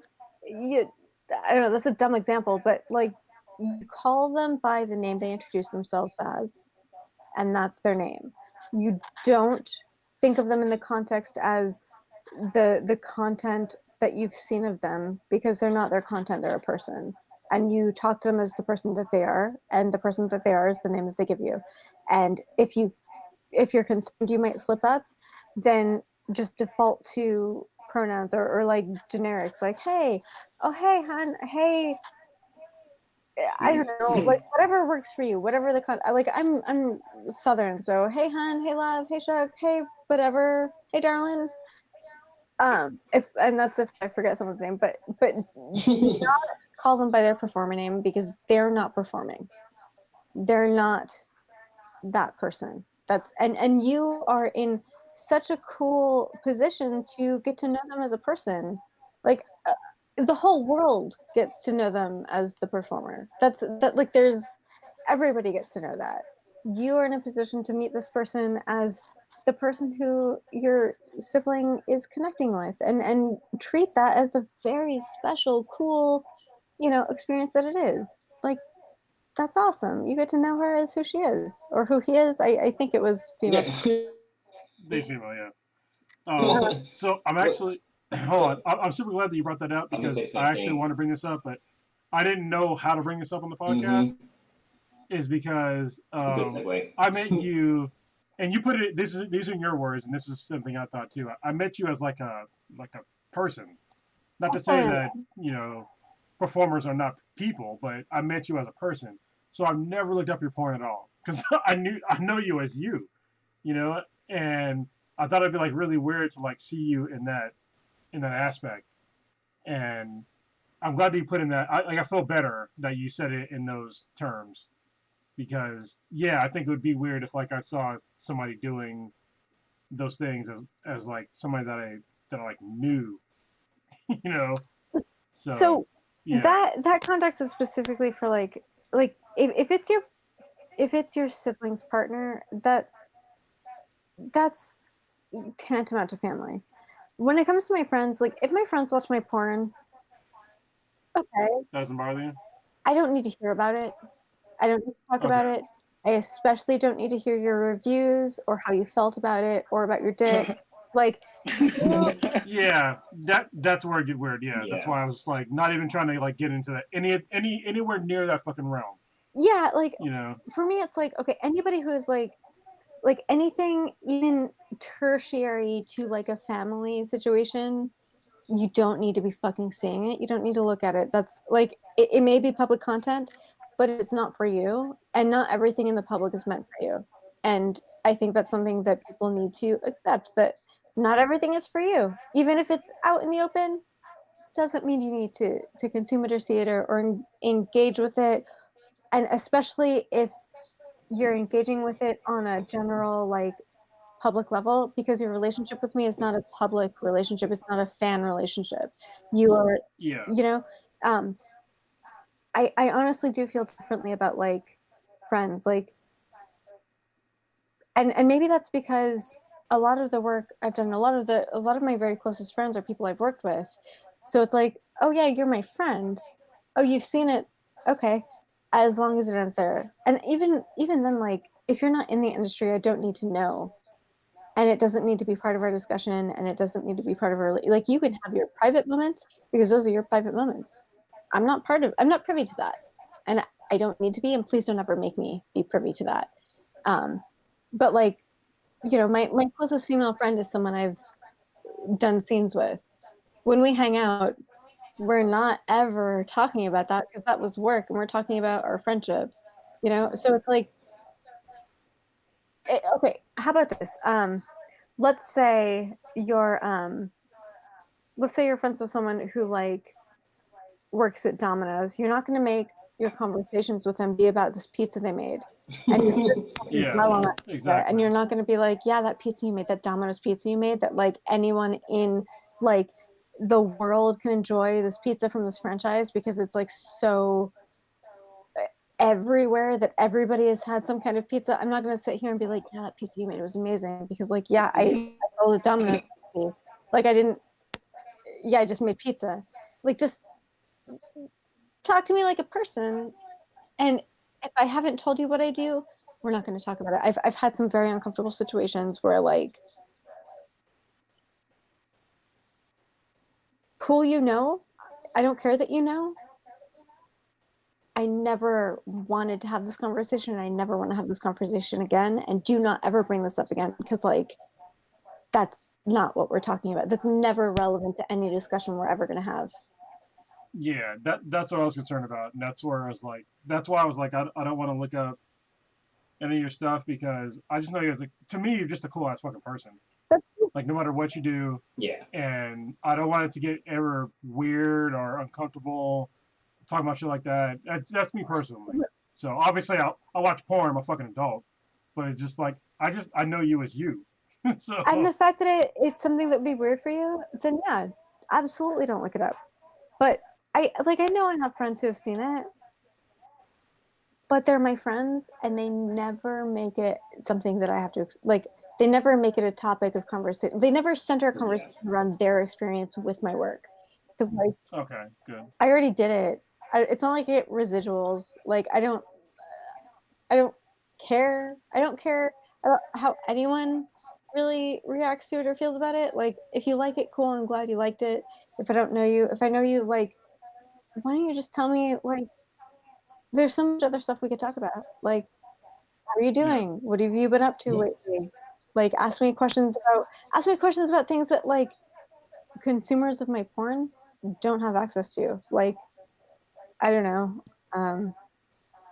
this baller ass fucking sandwich I made the other night. It was so good. I really, I'm so much more. One, Well, that's why I Are- was so- trying to transition away from like porn earlier because I was just like, you're more than just porn, yeah. you know? Yeah. It's Like I wouldn't be Yeah. offended if you or if any of you guys have seen my content. Like I didn't make it to be super secret. Like that's, I mean, it's a Yeah, bone yeah, I ring. know, yeah. I'm not gonna be Yeah. like, oh my god, what you? How dare like unless you're family or connected with family, in which case, like, it's a different ball game. Like Yeah. friends and family is different. I was gonna But- say I understand. one cool thing about Ella, her extreme geekiness is the tattoo that you have on your back of the Harry Potter. Was it Dewey system? Is that what it's right? It's the Dewey Decimal Number. Dewey Decimal. I am. I have some troubling, conflicting feelings about J.K. Rowling these days. Oh, But she's gonna make yeah. well, yeah, because her But- the Yeah. trans thing, right? at the same time, like Melville Dewey, also not a great person. Yeah. Like Oh, you're gonna get covered up. I've already popped off once. He's just not great. But the Dewey Decimal System is very, it's very important in librarianship. I will show you. And I got it because I got it to celebrate getting my master's degree when I was 21, and I don't regret it. Oh, hold on. Can you use it? It's awesome. Nice. Yeah. we can So see. cool. And the rainbow. Big state of Texas back there too. Yeah. Houston, So- Texas, baby. As a obvious Harry Potter fan, I guess, do you want to, I guess, give your opinion on, or I guess you personally as a fan, on the J.K. Rowling's stuff she Scandal? stepped in? I'm disappointed because everything she constructed, everything that we came together on as a community, and like the reason I don't feel like super detached from it is that it's not fucking about her. Just like liking the books isn't about the movies or the movie stars, it's about the community, and the community is amazing, and the community grew around this idea that like nobody should ever have to live in a closet, and nobody should have to suffer under tyranny, and everything that she's been about lately has just been like, Yeah, it's rough. sorry you ruined everything you created for people who really believed in you, because the people who really are hurt right now really believed in you. Also, I got a two-part question before I forget. One, you talked about a bomb-ass sandwich. I need to know what the sandwich was. If you were just pulling that out your ass, or if it was a legit sandwich. And also, are you a crunchy peanut butter girl, or are you creamy? Oh, here we go. You know what? I like somewhere along the way, peanut butter just lost me. Like I just don't really enjoy peanut butter anymore. I don't know why. Well, what about the jelly? I do know Are you a why. grape or strawberry jelly? I like a fancy strawberry jelly, but I'm really more into sort of like a more like blueberry or some kind Boysenberry. of boysenberry. Oh. Yeah, something Pinky out. exactly like fancy kind of shit. Okay, so the sandwich. Now I need to let you know a few things. Like I'm not like gluten free. I'm not like it's not anything like that. I just don't generally keep bread. I don't have bread. I just don't eat bread, not for health reasons, just because I just don't, I guess. But I get it. I'm usually keto, so I get it. yeah. Like it's not a health or diet thing. It's just like I don't know. It's just not something I generally keep around. But I do keep like a loaf of sourdough frozen in my freezer that I bought in early COVID times because I was like, what are we gonna run out of? I need something ingredients, whatever. So like I've been slowly making French toast. I have dinner and then I have like second dinner because I need to keep an eye on. Oh, hold on. Are you a hobbit? I'm so leaning into Hobbit. Like just high level. Like I need to really keep a close eye on like my caloric intake. And so I've been sort of eating like a little extra thing at night because I need to make sure that I'm eating enough. I need to make sure that like I'm like getting enough calories and like, sustaining my body the way the bodies work. Yeah. So like I've been doing like French toast for a while, but I ran out of eggs. And so I've been like sort of fantasizing about the sandwich because I don't eat sandwiches really. And I was like, I would really like to have the sandwich. So okay. Sourdough slice. I cut it in half. On one side, I spread like a thick layer of cream cheese and I sprinkled herbes de Provence. On the other side, I spread like a thick layer of like garlic, like the garlic spread that you can get from Trader Joe's. Mm. And then I throw in like a bunch of like shredded ham. And then on the outside, I did like mayo and some herbes de Provence and some Parmesan. And then I cooked it in the pan with butter. And it was just this like really like, I don't know. It was really good. I'm not a sandwich person. It's probably super basic and like dumb, but holy shit, like it ruined my entire fucking life. And I'm still. That was fancy. I tweeted about it. I wave about it. Like I've still like the way that you like when you meet someone and it's like you develop that first crush and you're just thinking about them every day. Like that's being a sandwich. Damn. I can't wait till You got it. You have to videotape you making this sandwich. Like I'm challenging you to make this sandwich, put it on YouTube because I want to see this sandwich get made. And I guarantee you that shit will just blow up and go viral. Please, making sandwiches that will keep us entertained. We need all the content we can get in COVID times. Just don't put it on a paper plate. Oh no. I have some cool plates. All my plates are like skulls or dinosaurs or like medical like anatomical hearts and brains and stuff. Like I have cool shit.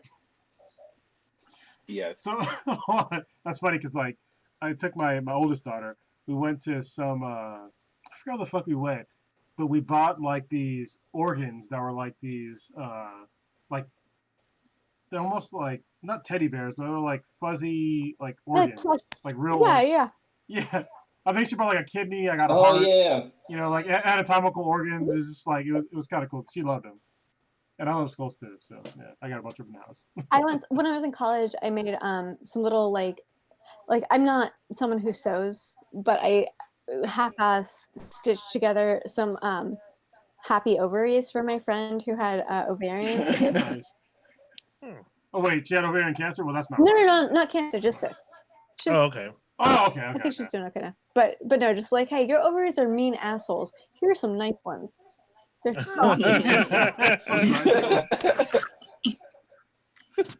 Well, it's kind of interesting because when I went to Mexico City, they had like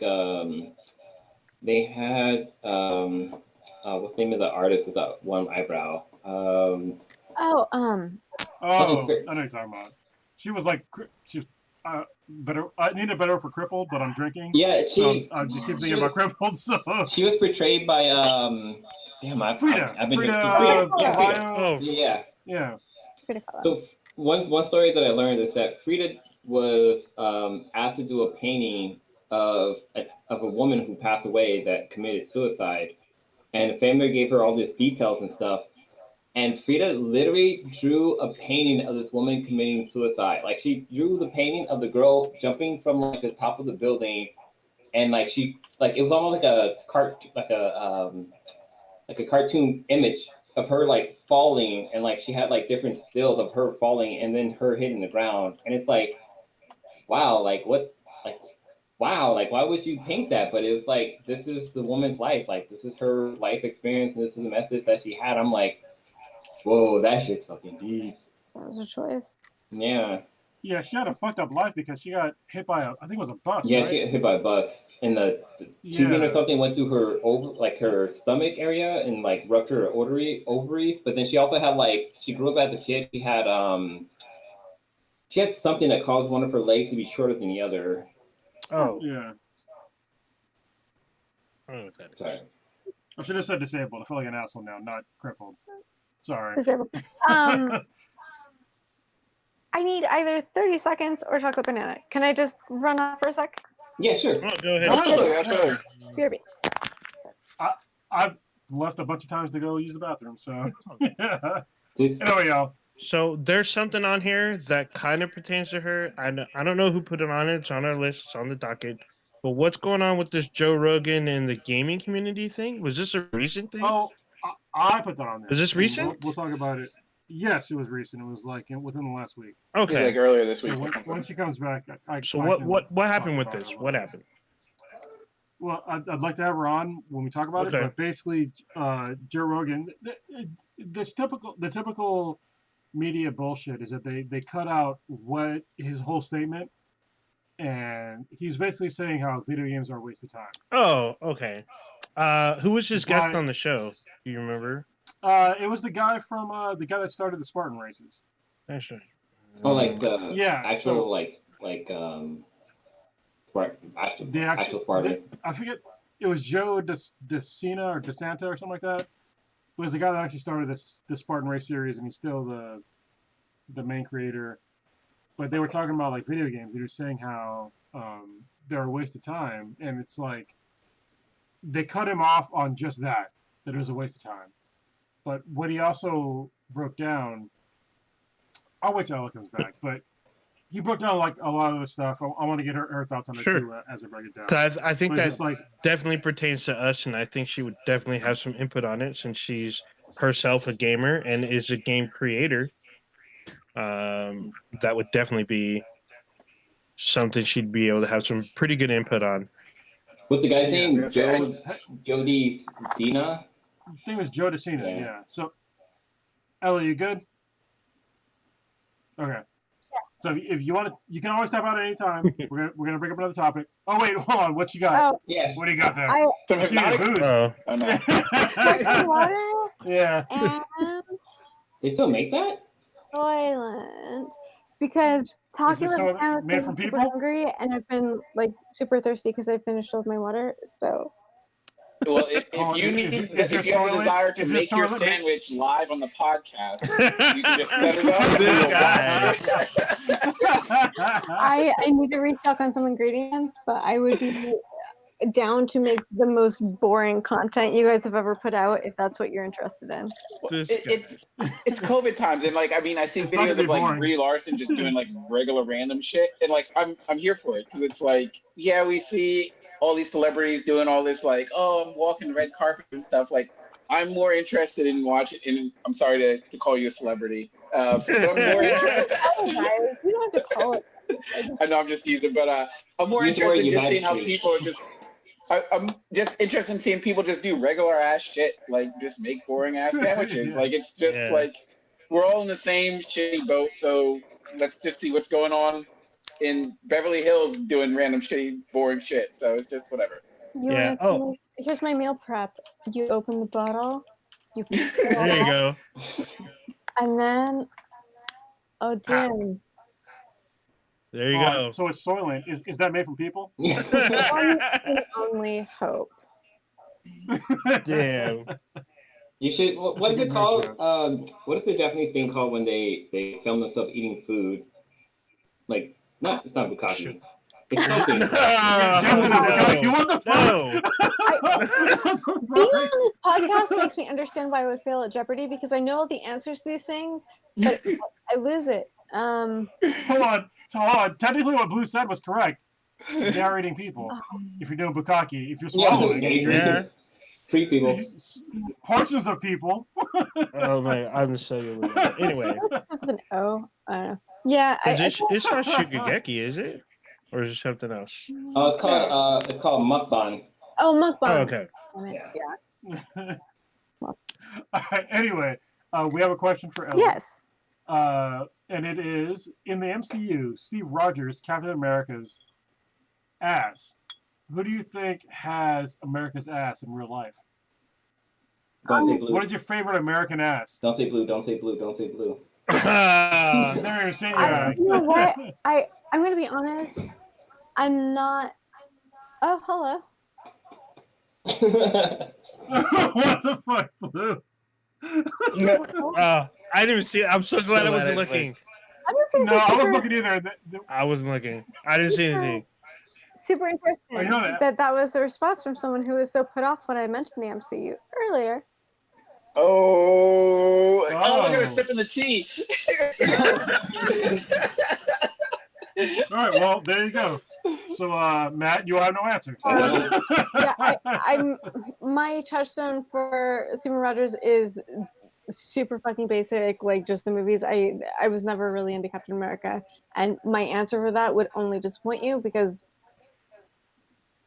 I'm not. I don't know. I'm just gonna. No matter what I say, it's not gonna be exciting. So whatever you think it is, darling, that's the real one. That's the There real you one. go. No. So, Ella, let's expand this a little bit. Mhm.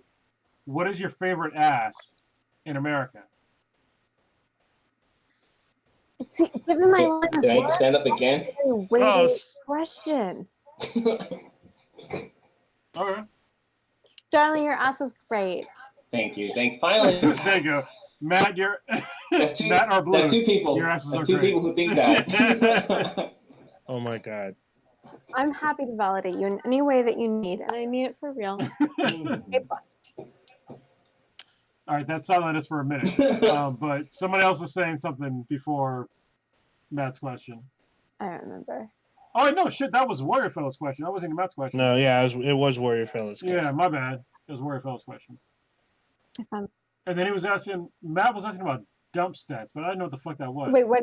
Life.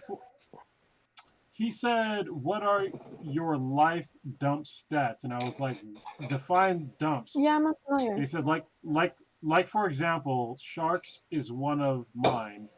I need no experience with sharks. I still don't understand, Matt. Yeah. A dump stat? I don't. I'm. Is that something that, like, if Okay. you We run admitted into his question something, is you dumb. drop what you're Alright. doing, you run the opposite way? Yep, it's apparently invalid. He said his question is dumb. So let's just forget about it. Okay. All right, moving on. I didn't understand his question. I would have.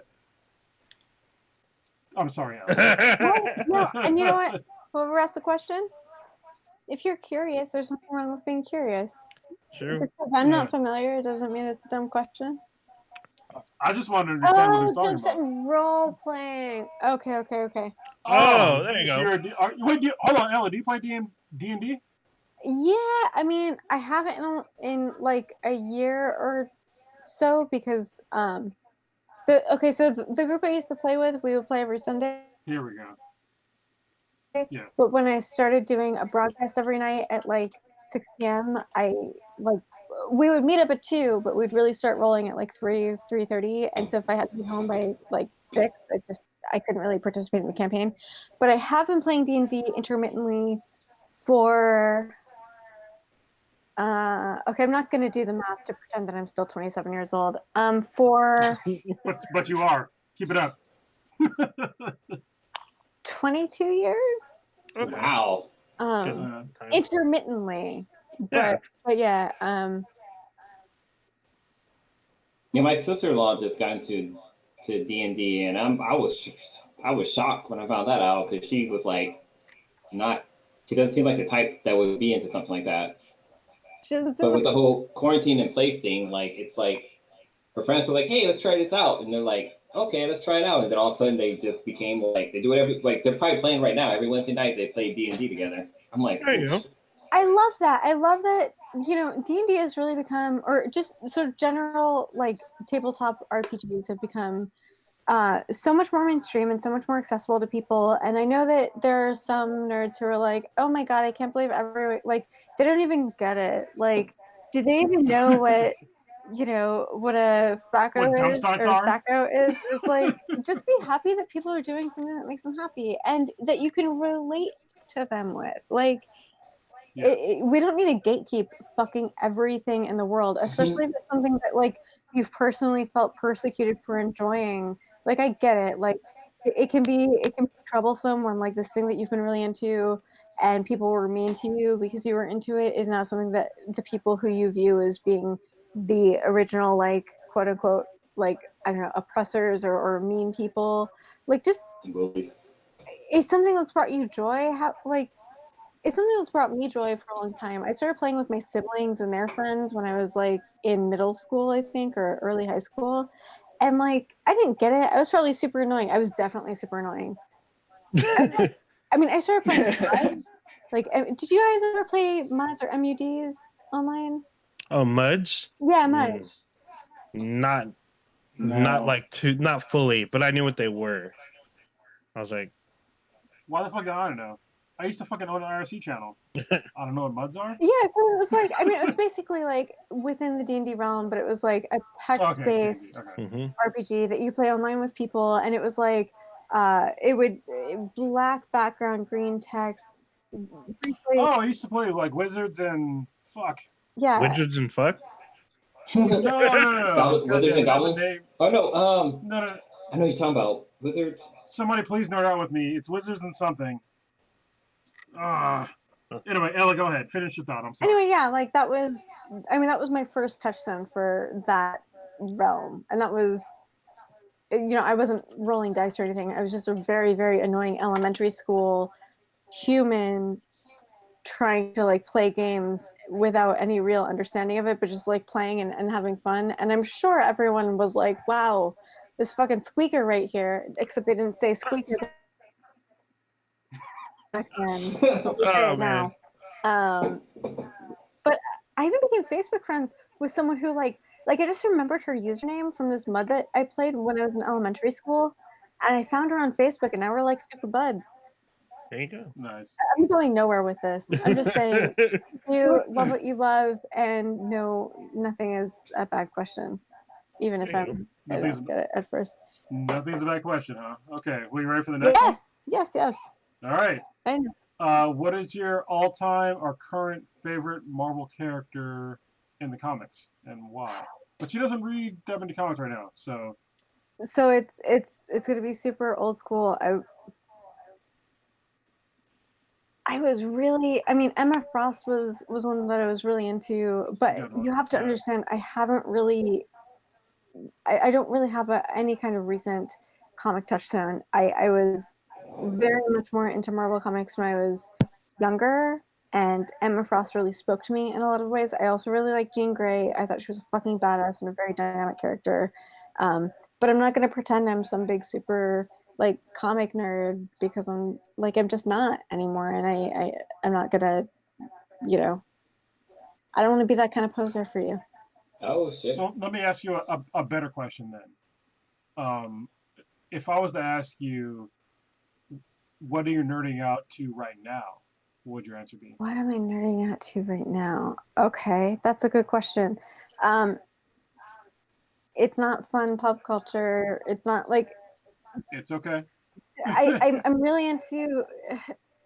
So I just like most of what I do is like working right now because I don't feel like I'm like I feel like I'm not earning my keep as a person in society if I'm not like working towards something or working on something. And I know that's weird, and that's like probably an insight into my psyche that nobody actually asked for. So it's like stuff like the etymology of words that sound kind of similar, or like understanding sort of like the way that words that we use today used to be used in a totally different way, and how those words Yeah. grew from their origin and how they originated into how we use them today, and how they sort of changed and were utilized over time.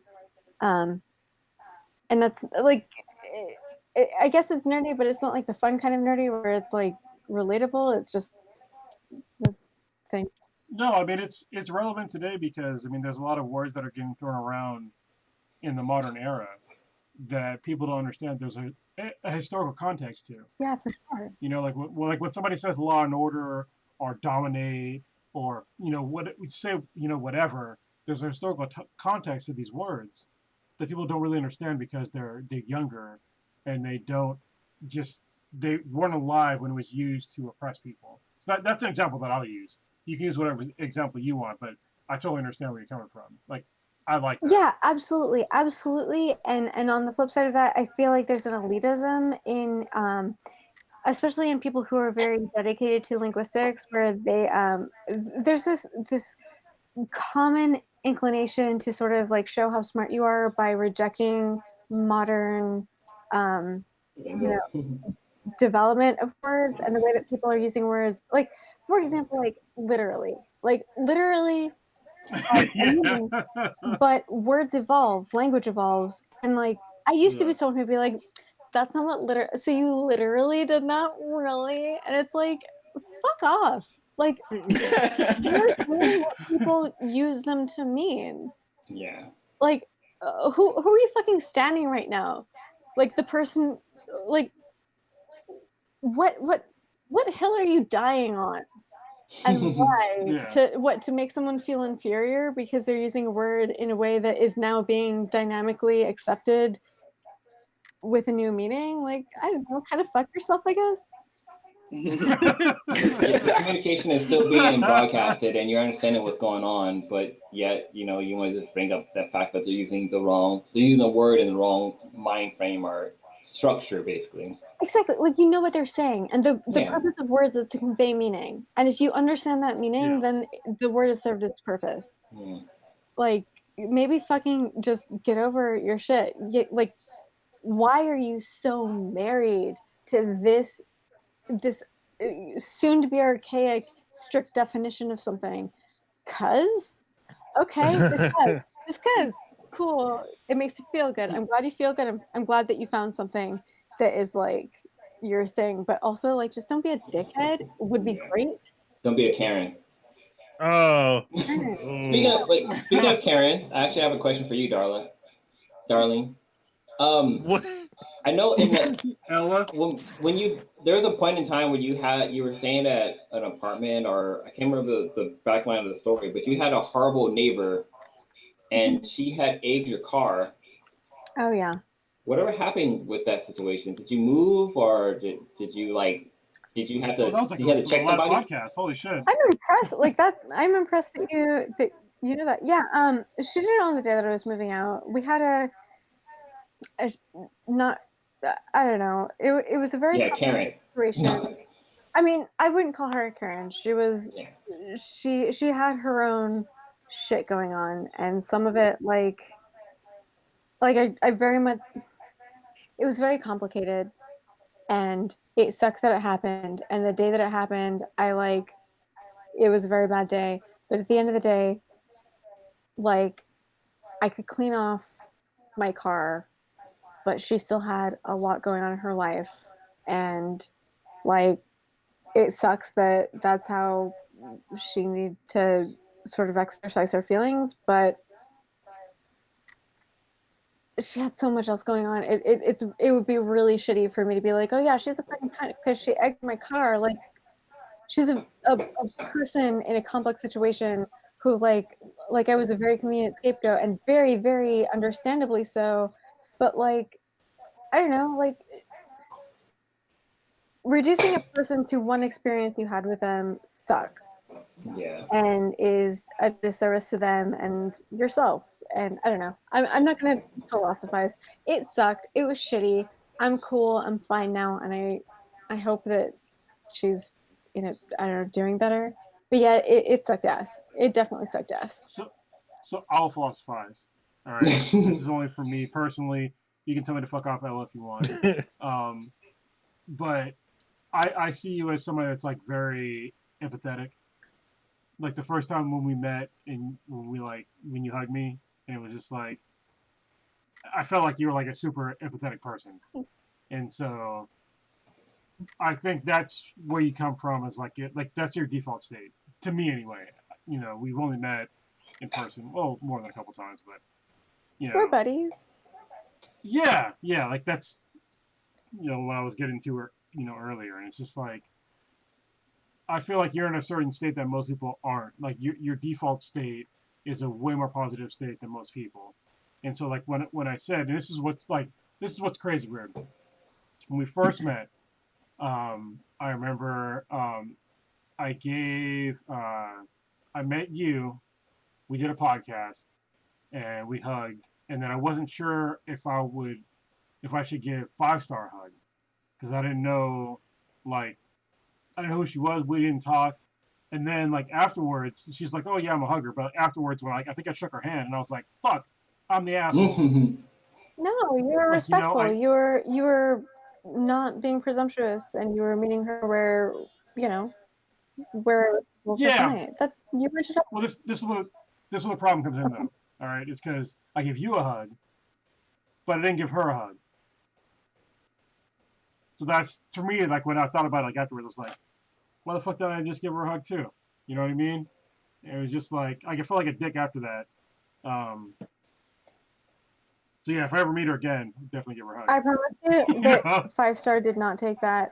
I mean, I She probably didn't. sorry, Yeah. but I can only say that I know 5-star enough to say that she did not find it offensive. She probably saw it as like something respectful, and she probably understood that like you and I had spoken and it was a thing, and I think that taking the most respectful first approach, like the most like I'm gonna wait and let you set the scene, is not a rude thing to do. Like that's a polite thing to do. So the fact that you're still thinking about it today, don't like it's cool. You did the right thing. You let her sort of guide the situation, and in the future now, you know what to do. So it's cool.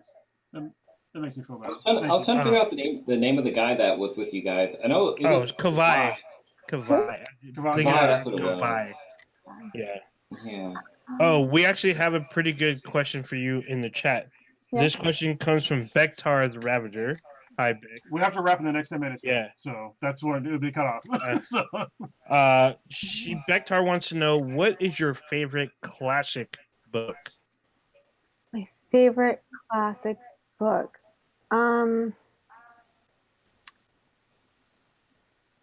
I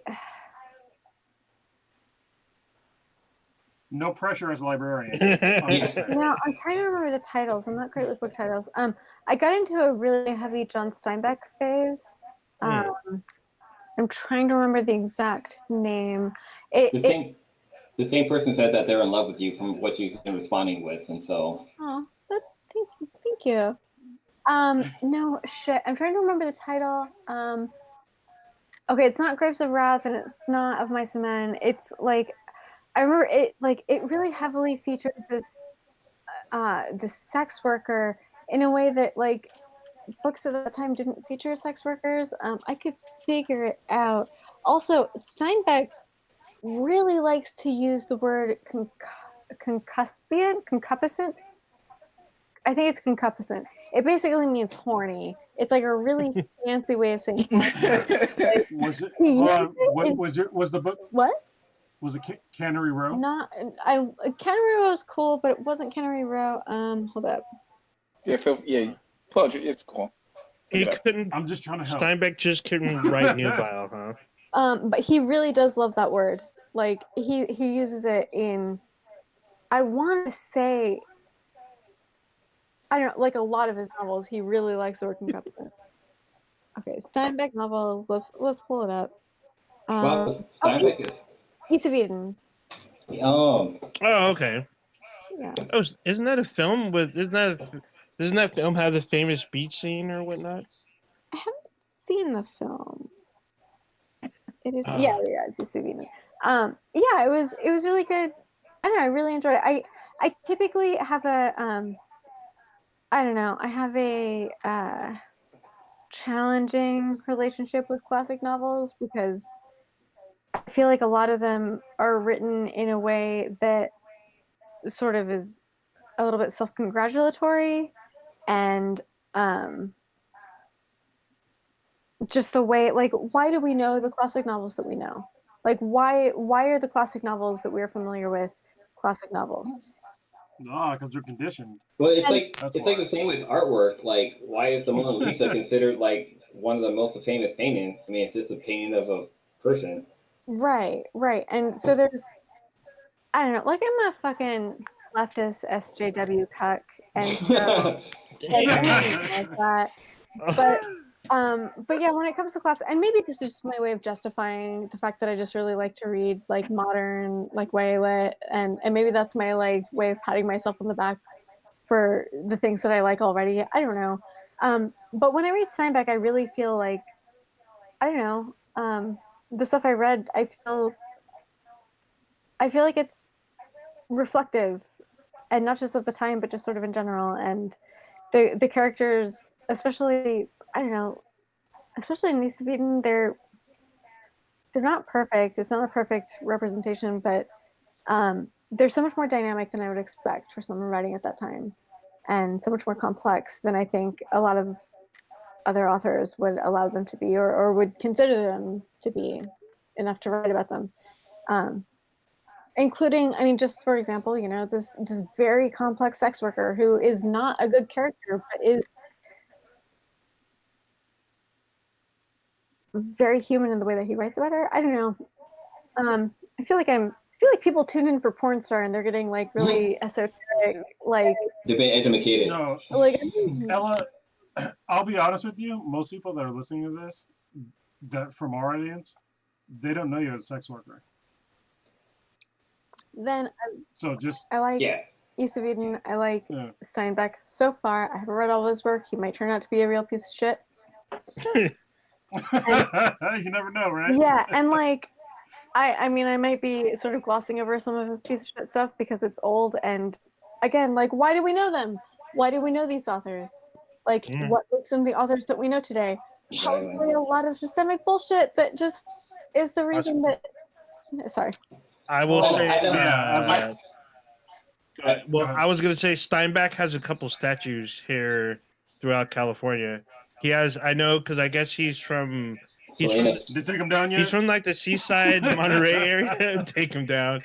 Yeah, I'm just kidding, he has a just- statue. I think at San Jose State, and I believe somewhere in the Monterey like Seaside area, there's like a statue there too. Or I think Yeah, it's he's originally His- from Salinas.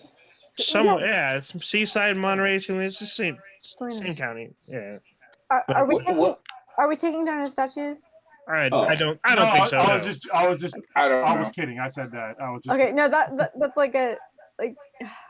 That's the thing about classic literature. It's like, Yeah, Oh. you never know. are you Yeah. shitty? Are you a pedophile? Are you super misogynistic? Are you like, I don't know. Like, everybody loves the plush Cthulhu, but like, Yeah. Oh, Well, where actually, is he? So Prodigy, I wish Prodigy was on Yep. here. Yeah. He's the actual another podcast member, So but he's super into, what's his name? Lovecraft. Lovecraft. Yeah, into love, and he had to actually talk about his racist ass views on the podcast before. He's just like, well, I like blah blah blah, but it's like he has some racist ass fucking Oh, yeah. moments. So And he named this guy moment. Negro. So it's not. Yeah, it's not just moments. He literally has like a book that is like, it's basically the problem with the Negro, but he doesn't say Negro. He uses the other word, but he has like a full on like novella about all these terrible Yeah. things. And then, which is so- weird to me, is because in like a couple of weeks, there's going to be a show based on his work that features a With black majority people. Lovecraft Country, which will have a mostly Yeah. African American cast. So I mean, I'm looking forward to it because I guess Cthulhu is supposed to have a mini appearance on the show, but I'm interested to see how this plays out. Well, It's what's weird about being like black in America today is like there's so many people historically that have like shit on us even today. Oh, yeah. There's people want to talk about we don't live in a racist society. Meanwhile, we have thousands of Karens and thousands of people that will call us the N-word and police brutality and all this other shit. But they just gloss over all that. Like, oh, we're not racist. I understand. Like, hopefully most people in America aren't racist, but there are a lot of racists in America, and a lot of society will insulate those people. They'll protect them. Meanwhile, people that are brown will be assaulted and killed, and nobody gives a shit because they'll call them criminals. But meanwhile, people don't understand that when you talk about criminals, they don't even understand. Like, most people, when you talk about criminals, you usually think about violent crime, right? That's what most people will associate crime with. Yep. But if you look at who the fuck is in jail for crimes, the vast majority of people that are in jail for crimes, I'm using the air quotes if you can't watch this fucking podcast, they're in jail for non-violent crimes. Violent crimes, the last time I checked, which is literally like fucking 3 days ago, it was like 3.3% of people that are in jail for violent crime. But that includes aggravated assault, homicide, and any other kind of violent crime. 46% are in jail for drug crimes that are non-violent. So I'm just like, that's your criminal?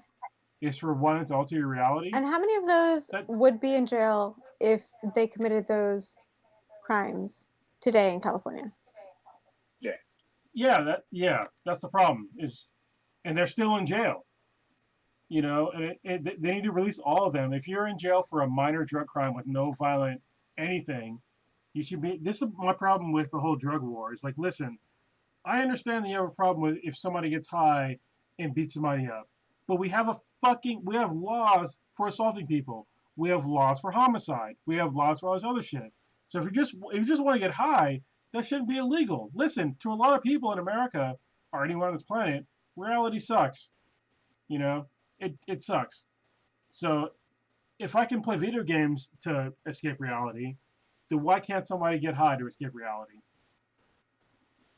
Yep. I mean, sure. You mentioned got deep, I'm that sorry. you sort of self-describe yourself as like a social justice warrior, explicit, and everything. But I was, what are some I guess aspects of that touch you personally that you I guess have been affected by in your sort of upbringing that really speak to you in social justice spectrum, Ella? Well, actually, Ella, before you answer that question, I just want to answer Becky's question. My favorite classic book is Back to the Future 2. Just What? because I just thought it was a, It's not even a I thought it was book. a great book. What the fuck? The novelization. Hey, It's a great- I Anyway, respect whatever No. you do is what matters. Yeah. Yeah. Okay, now what's it said?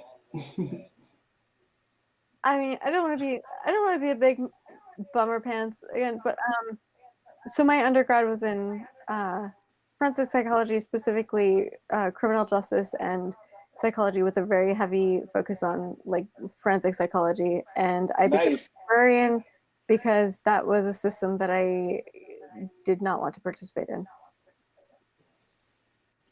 wow. Okay. And yeah, there's a lot of, I mean, I guess I kind of touched on it a little bit, but there's just so much complexity to the way that is handled, that like something as simple as like, yeah, let's just like, hey, let's make weed legal, like a ballot measure that's like, yeah, let's all just like be able to buy weed, without addressing the issues, the historic issues and the current issues of the people who are currently incarcerated for crimes that like we're now just going to be like commercializing, like without addressing Yeah. that. I don't know. And they're still there. They're still there. Yeah, that's It's a big part of it.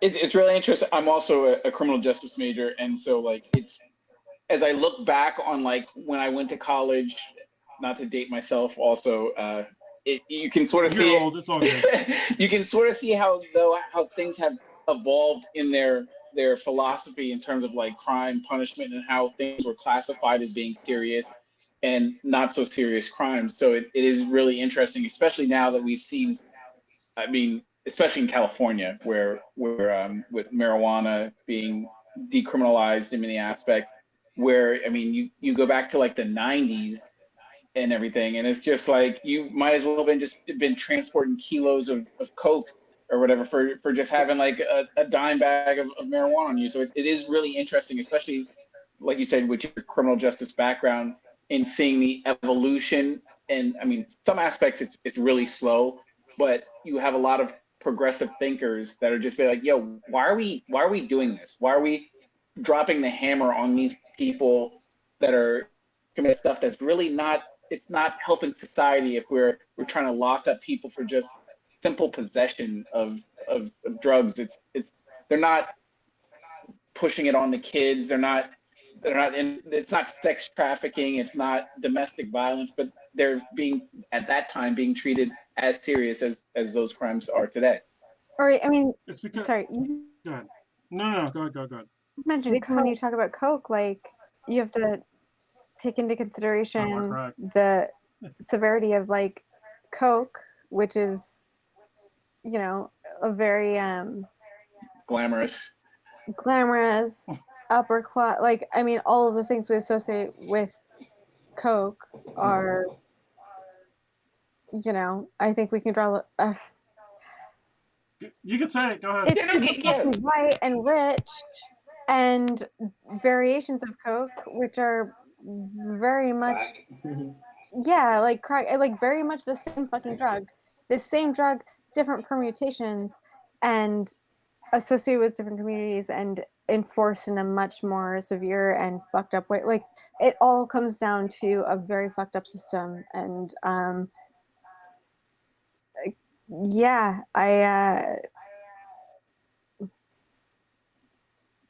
it's just it's hard not to feel lost and helpless in this system that is designed to hurt people. It's really Lock interesting. people up, like, throw away the key. I think it's really interesting how like here in California, like marijuana has been legal for like I think like 4 years now. I think it was 2016 when it was legalized, maybe 2017. So it's 3 years. But like nothing's changed. Like there's no like the crime rate hasn't changed. It's still there's crime still out there. There's not like I mean I guess there's been dispensaries that have been robbed because there's what so for a lot of the dispensaries they can't take credit cards, so everything either cash based or like debit card or ATM based, and so they have this huge amount of money, and that's pretty much what the criminals are going for. They're going for the cash that these people have.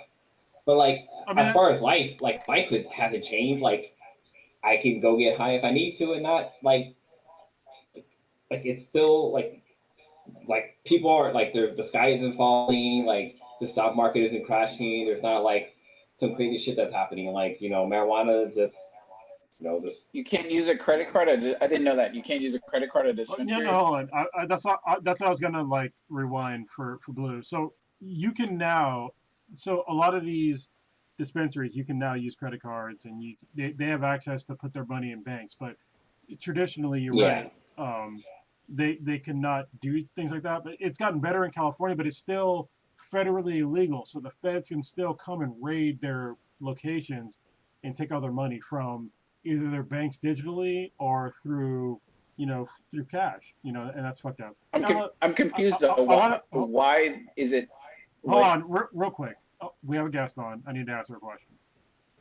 I want to respect your time. This is going like super long. Are you okay with like keep going, or you need to like? I am. I want to hear what he has to say. Okay, good. Who, me? Yeah. Yes. Oh no, I'm sorry. I was just confused. I obviously I don't smoke or anything, or I've never been or purchased anything at a dispensary. So it's a cash only business, or are you talking about from like the business aspect? They can't really deposit their money into banks. I'm kind of confused on.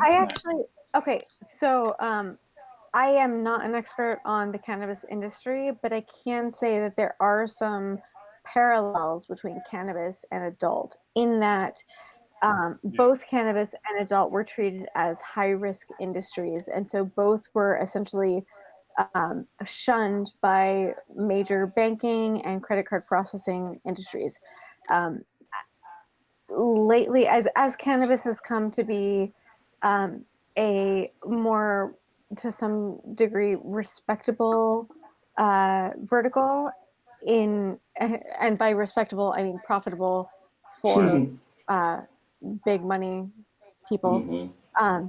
More opportunities have come up. So originally with the original medical dispensaries that cropped up in California, which I got a medical card back shortly after I moved to California. I don't remember the timeline, but and specifically for medical reasons, but it was still very much a cash only operation, and it was also still kind of a weird place to be medically, which I can get into later if we care to.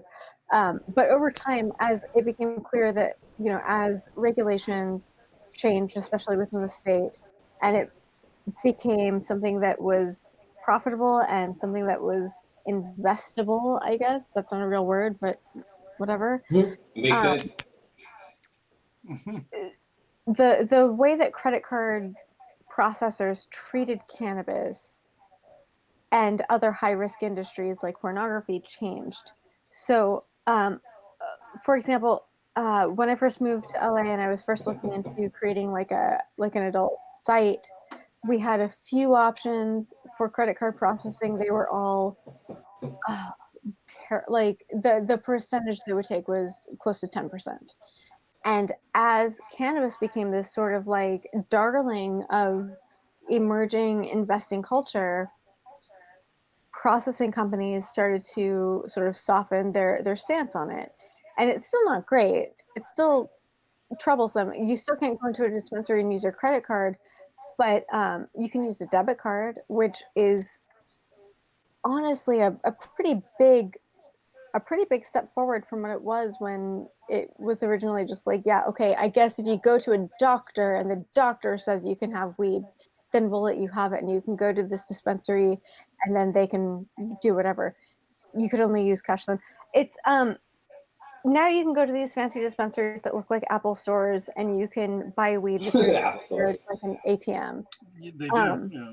But the progress in treating cannabis dispensaries as, you know, these like drug outposts versus these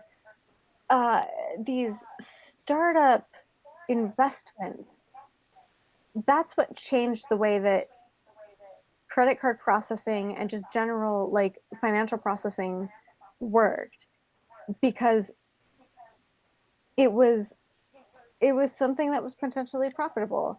And because cannabis and porn were both high risk, the high risk like regulations within these companies started to sort of drop a little bit. And now, as a like, if you're starting a porn site, you can get way better rates, way better, you know, credit card processing rates as a porn site than you could before. Before, again, it was like 15-20%. Now it's very competitive. Now there are a lot of different processing sites that are going to vie for your money and vie for your your business. It was not like that 10 years ago. 10 years ago, there were 2 companies or so, and you take what you get and you fucking deal with it. And now it's just so different. And it's because of cannabis. It's not because of porn. It's absolutely because of cannabis, because they're both high risk industries, and that's how they were treated by the credit card processing and the general financial industry. And cannabis changed that. Well, and the crazy part for me is that those 2 industries have never been high risk for anything. It's maybe cannabis for like crime, only because when we say crime is because you're cracking down on a fantasy crime, because people wanted to, you know, alter their reality. But like I said, unless you were going out and like committing other crimes, it should be irrelevant, because we have other laws for those crimes. You know, if you rob somebody, you arrest them for robbery. If they assaulted somebody, you arrest them for assault. But just for being high, that should not be a crime. And that's always been like my biggest problem, even before like I even got into this whole thing. And when the fuck has pornography not been profitable? So, okay, I completely agree with what you're saying, but I think we're talking about 2 different things. So the high risk aspect is that the high risk in terms of like financial processing isn't that like it's not a crime risk. It's a high risk of having chargebacks and having people dispute charges. So with it's like, Wait, hold on. What? Repeat what you said. I would Hold never. on, wait. Yeah. Rewind what you said. I'm sorry. Oh. It got deleted out in the audio. Oh, yeah, of course. So I think we're talking about 2 different things. What you're saying is absolutely valid, but when I'm talking about high risk in the financial industry for cannabis and porn, I'm not talking about like crime. I'm talking about chargebacks. I'm talking about like they don't give a shit about You're society. paying a bill. Exactly. It's about the bottom line. So are people likely to dispute a charge? Are people likely to do a chargeback? Meaning, this showed up on my bill. I don't know what. Who paid $7 for the last 6 months to Hot Girls Unlimited, which is not a thing. Like porn sites are super on top of making sure that any of their charges are incredibly innocuous. But in any case, like, it's about like, what? No. Yeah, I am a consumer. I just spent $20 spending, you know, like buying a bunch of porn scenes. And then I'm going to tell my credit card company that my card was compromised because I would never. It's Puritan value bullshit. You know, it's Ella. It's actually funny that you mentioned that, because like if you're a U.S. citizen, you have to pay taxes. And if you use TurboTax and you were to pay, like say if you owe money and you were to use your credit card to pay those taxes, Mhm. they have some outrageous penalty fee for using your credit card. So I think this year we had to pay like I think the amount we owed to taxes was like $3,000. Well, for the fact of using a credit card, we have to pay $300 in fees, and it's like it's almost get to the point where it's like, why do I want to pay 300 more on top of the 3,000 I'm paying? Like we're just gonna pay like using like a debit card just to get it over with. But like even with like the government, like paying like the government, the Visa and such and blah blah blah, they want to make sure Lou, I gotta hook you up. about that. I gotta hook you up with a better tax guy or person. No, so I like got- I went to your guy, but they only handle people who have certain kind of stakes in money, so I couldn't really go with them. So we just used TurboTax. Oh shit! I guess I'm bougie now. Yeah, you My bougie, bad. man. Sorry, you're Oh, bougie. I didn't realize it was a huge company. Mm-hmm. You thought you were a celebrity. Yeah. Right. Yeah, we pinky up sometimes. We pinky up. Hi. But yeah, Um, the same as with cannabis. Like you go to a dispensary, if you use your credit card, and it comes back, like there are people who are in jobs that would be like they'd be fired just by being by being in the presence of marijuana, which I learned the hard way. I don't want to talk about it, but yeah, I made some unfriends on accident by having weed around them because they couldn't have weed around them. Um, Oh no, we'll have some offline discussions. Yeah. And I'll break down some things further, not on this podcast. I, So I understand where you're coming I from. think you already know, but yeah, it's just Yeah. it's a matter of something that is seen as shameful or unacceptable by society, like weed or porn, and it's something that is slowly, because of cannabis, which is making its way into the mainstream, is sort of slowly bringing porn, which is another comparable industry, along into the mainstream with it. Well, what's really strange to me personally is that we have a society of people that are. Society has never existed without drugs. Right. We've always used some kind of drugs, and the fact that people don't understand that and don't want to recognize that. Meanwhile, they will shit on cannabis or other kinds of drugs, but then meanwhile they're prescribed all these amphetamines and all these other kinds of drugs, to alter their reality. But it's okay because the doctor said they can do it, and they're higher risk drugs, just through numbers alone, that can kill them. Meanwhile, cannabis doesn't kill fucking nobody. Right. And they don't want to recognize that because they're still used to this whole what was the old thing where they had like the reefer madness bullshit, and they're still stuck on that same old school nonsense in 2020. And it's just like, do you guys not understand historically using these same tactics on you today, when this this drug has a potential to make your life better, but you're gonna shun it because you believe that it's going to make you crazy, when it's like a very small percentage of people that actually go crazy. It's the same amount of people that go crazy in general. You know what I mean? So if you're going to go crazy, you probably went crazy anyway. So I don't know. I had to kind of reverse. I was, not that I was anti-cannabis, but I didn't want to like look into it for a long time because I was a U.S. Marine. I was just like, fuck, I couldn't do it because I was a Marine. The Marine Corps for that. Right. And now that I'm older and I understand like the way the world works now, it's a bit different. And it's like most people that I know do cannabis, so, and they're fine people. Those of us who do cannabis, thank you. Yeah, it's actually it's really interesting that you brought up the whole banking and the high risk with the adult industry, because I was looking because I follow the, let me get the name right here. It is the Adult Performers. Gil? Yeah, the adult. Well, they go by Adult Performers and Actors Guild. And I guess recently a lot of the performers were using PayPal. But PayPal had some kind of weird thing where they reneged. They basically kind of nulled a bunch of performers' accounts. They basically blocked their accounts, or they couldn't get like money from OnlyFans and all this stuff. So they had to like try to pull their money back, get their money, and try to move it somewhere else. They didn't know where to take it, so they're trying to. I saw that the guild was out there trying to question what was going on with PayPal. I guess PayPal wasn't giving really any answers, and it was weird to me because I'm like, well, this is and with PayPal, the money is basically kind of one to one, and they take their percentage out. And they really shouldn't have any issue because nobody really looks into that except for them. And it's just weird that they're trying to like pull this out, like basically pull the rug out from under all these performers who relied on like money and subscriptions and just try to basically abandon them for whatever reason they had. I think that's strange.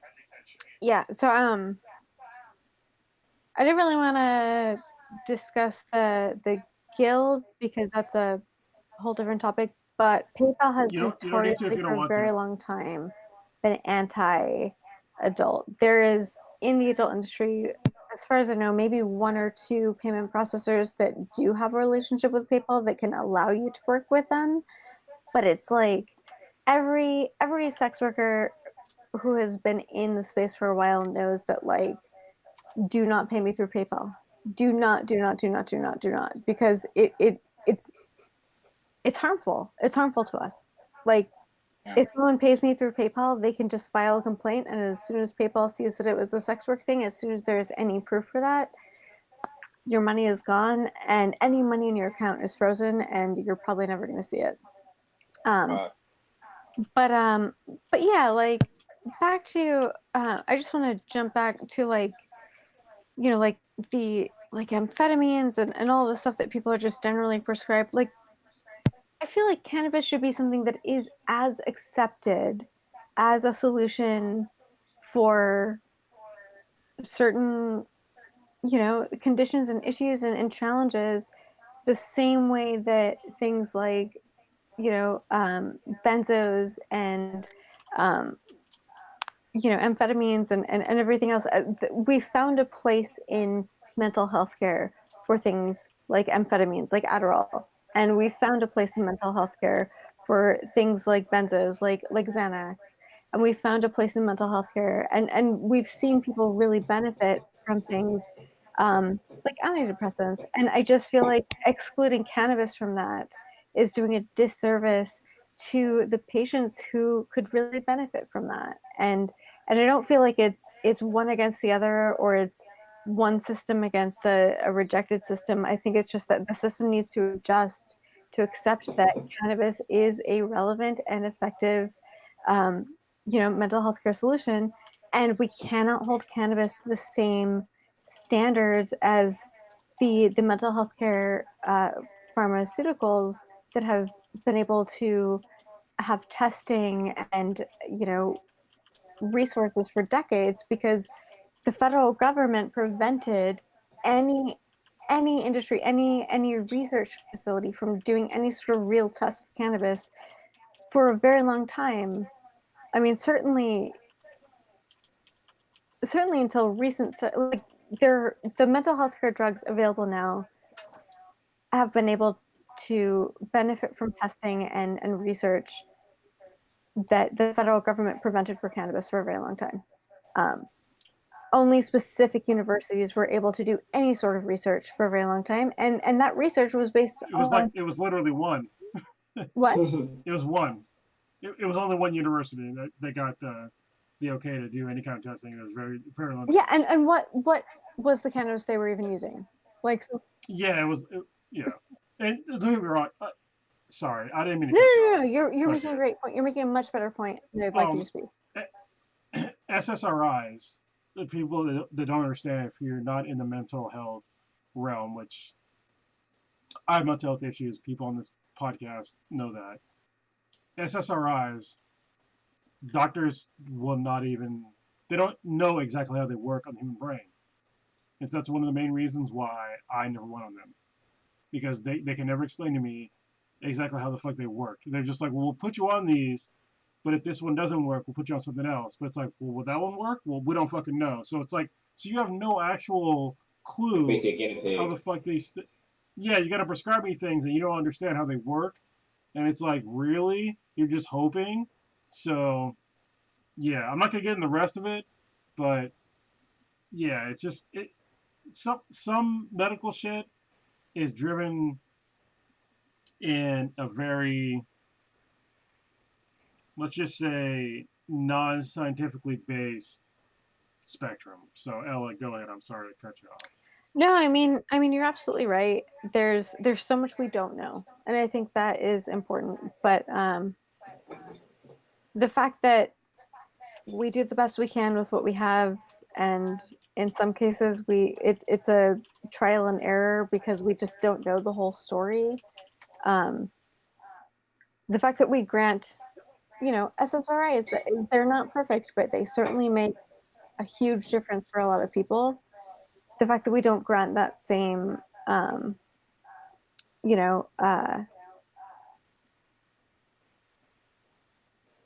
same flexibility to cannabis, that is a, very relevant to chemicals we already produce in our brain. I just think it's a disservice to the patients. It's a disservice to the people who are receiving medical care. And I think it's a very poorly defended approach to why we do that. But I super have to. What was it? Was it chocolate banana? Chocolate bananas. It's all Yeah, good. We're way yeah. past where I thought you were going to say this. We've had like the podcast the last couple of months has been very like focused on like what's going on with the world, but it was really good to have. It was good to have fun, to have somebody on, shoot the shit, and like have a good time. So like the fact that it ran this long, I didn't even realize what time it was because I was having so much fun just talking with you. Well, that's why I asked earlier. I was trying to give you a way out. Yeah, It's getting late. me too. I'm just like I just realized I've been up for just a bunch of hours, just a whole rip of hours, and I just really like talking to you guys. But holy shit, I need to fall asleep like soon. Yeah, please. You're not in California right now, right? Aren't you? You said you were in Indiana, right? No, I'm in Los Angeles. Oh, you are? Okay. I thought earlier you mentioned that you were in Indianapolis, but I've been drinking. No, I mumbled when I said something earlier, so I understand why you think that. Yeah, I'm gonna go super absolutely to sleep right now because holy moly. Thank you guys so much. Thank you for having me. Thank you for listening to me. Thank you for letting me just like shoot the shit. Hop off on some shit that like Before you go, like let everybody know your socials, how they can find you, how can they like see the stuff and work that you've done. And plug yourself. Not plug, but that's the thing. We use a plugin at Vero PlaySpace, which you can find at Vero.club, VIRO.club. You can find everything you want to know about Vexruby, our virtual cam girl, and my upcoming Ella Darling virtual experience, where you can see me as a video game character who is super hot and super into some cool, sexy stuff. So if you're into me for the adult stuff, that's what you should check out. Also, if you're just into like really cool VR and gaming and nerdy stuff and absolutely not adult at all, check out Game Lodge on Kickstarter. I believe you can go to gamelodge.xyz and that will link to the stuff you need to know. But we are running our crowdfunding campaign for a really cool app where you can play games but also build games super simply without all of the crazy overhead like game development, complicated stuff that makes making games inaccessible to people who just want to do something cool. So check out Game Lodge on Kickstarter, and that's all I have to plug. You can find me at Ella Darling, and I will be plugging all of those things, or you can just at me and I'll tell you where to find it. ELA Darling, and if you're interested in anything that I've talked about, I will direct you. And thank you guys so much. There we go. Thank you so much for hanging out with us. Can't wait to see those sandwich videos. I'm gonna do it. I'm gonna fucking Do it! I'm gonna Yeah. send it to you because they were so good. They were so good. Awesome. Awesome. Thanks. Be safe out there. Thank you guys Yeah. so much. All I right. Thank you so appreciate it. much. Awesome. Have a All wonderful right. night. Be safe. Yes. Have a good night. Stay COVID free. You too. Thank you. Bye, loves. Bye. All right, on Infinity, the dankest Busy. podcast on the internet. Yeah. So, we gonna round it up, I guess, because this is super late. Yeah. Oh shit! I stopped the stream, but I started again. All right. Yeah, fuck That's that. fine. Wow. Ellen I thought dropped, it but was- I thought it we're was still here. recording. Oh, yeah. The audio's still recording. Yeah, yeah. All right. So, Blue, what you got? What you going into jerking off to doing this weekend? What you got? Nothing. Just continue life improvement. Doing stuff around the house. Trying to stay safe. Like the whole Tahoe thing that I talked about earlier. Like, so I went fishing. I haven't been fishing in fucking like 20 years, and I did not catch a fucking fish, which is solidified why fishing is fucking boring. Like literally, everybody on the boat caught a fish, but me. Like everybody at least caught 2 fish. I caught 0 fish. Like Damn. there's not even a math equation that could like solve that problem. But no, just continue self improvement, playing the guitar. I was down in LA yesterday. I was literally down in LA yesterday, and just everybody stay out there, stay safe. Don't make sure you research what you read and what you hear and this and that. Like just make sure you're informed, basically. That's All it. right. Stitch, what you got? Sort of same thing. Just gonna chill. I'm gonna try to cook something. Cook up Ellis tomorrow. sandwich. I don't know what it is I plan on cooking. I might try to just barbecue something just to kill time or whatever, depending on how hot it is outside.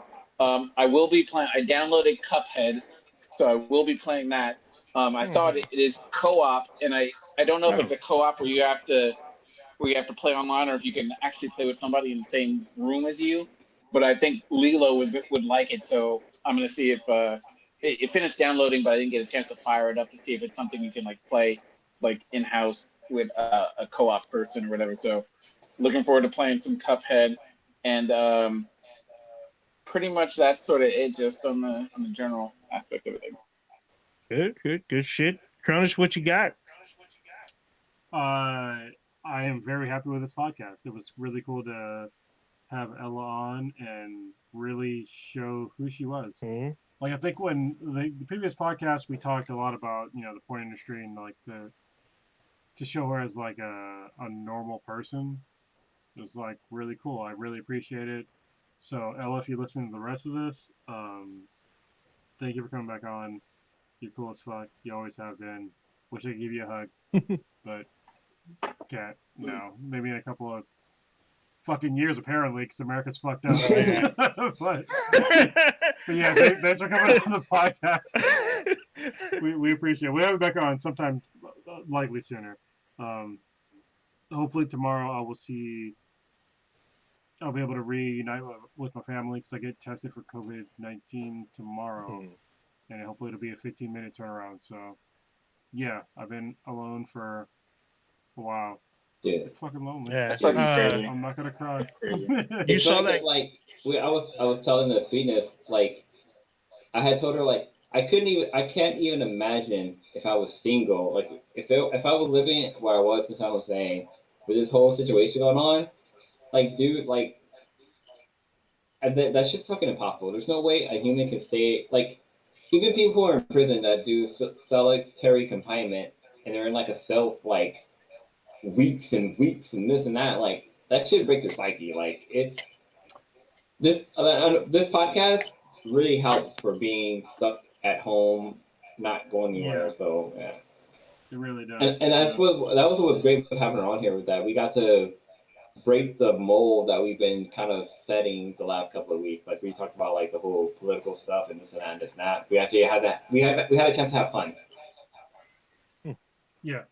All right. As for me, just chilling like the rest of y'all. Even though I will be out in the public dealing with people Granted, where I'm at, most people are compliant with it. I haven't run into any Karens or whatnot, but still, people still don't like to follow set rules, which is still really weird to me. I don't get it, but we're trying to do better. At least I'm hoping they're trying to do better. I'm actually watching this show I'm gonna plug. It's called Cursed. It's on Netflix. It's basically I saw that. it's about the legend of King Arthur, but told from the perspective of Nimue. She's I guess she's been known as the Lady of the Lake, and she's like early teens or whatever ever, but she's the first one to really wield Excalibur, I guess, for the first time. So I'm on the second episode, and it's really crazy. What I didn't know is that this was a novel, I guess, by Frank Miller. Frank Miller is executive producer, and I think he's written one of the episodes. So I've been like trying to check out what this is about because this is something recent, I guess he did. So it's pretty interesting. Playing some gaming pretty much. Oh, so I guess we're gonna have to help Prodigy figure out the Borderlands DLC issue because you couldn't get it to work. No, you figured it Yeah, out. so I watched it. I plan think on. it, I think it's work either.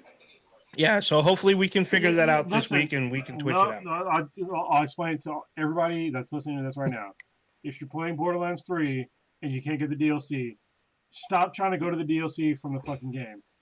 Go to the fucking PSN store and look up the DLC name on the PSN store if you're on PlayStation, and then download it that way.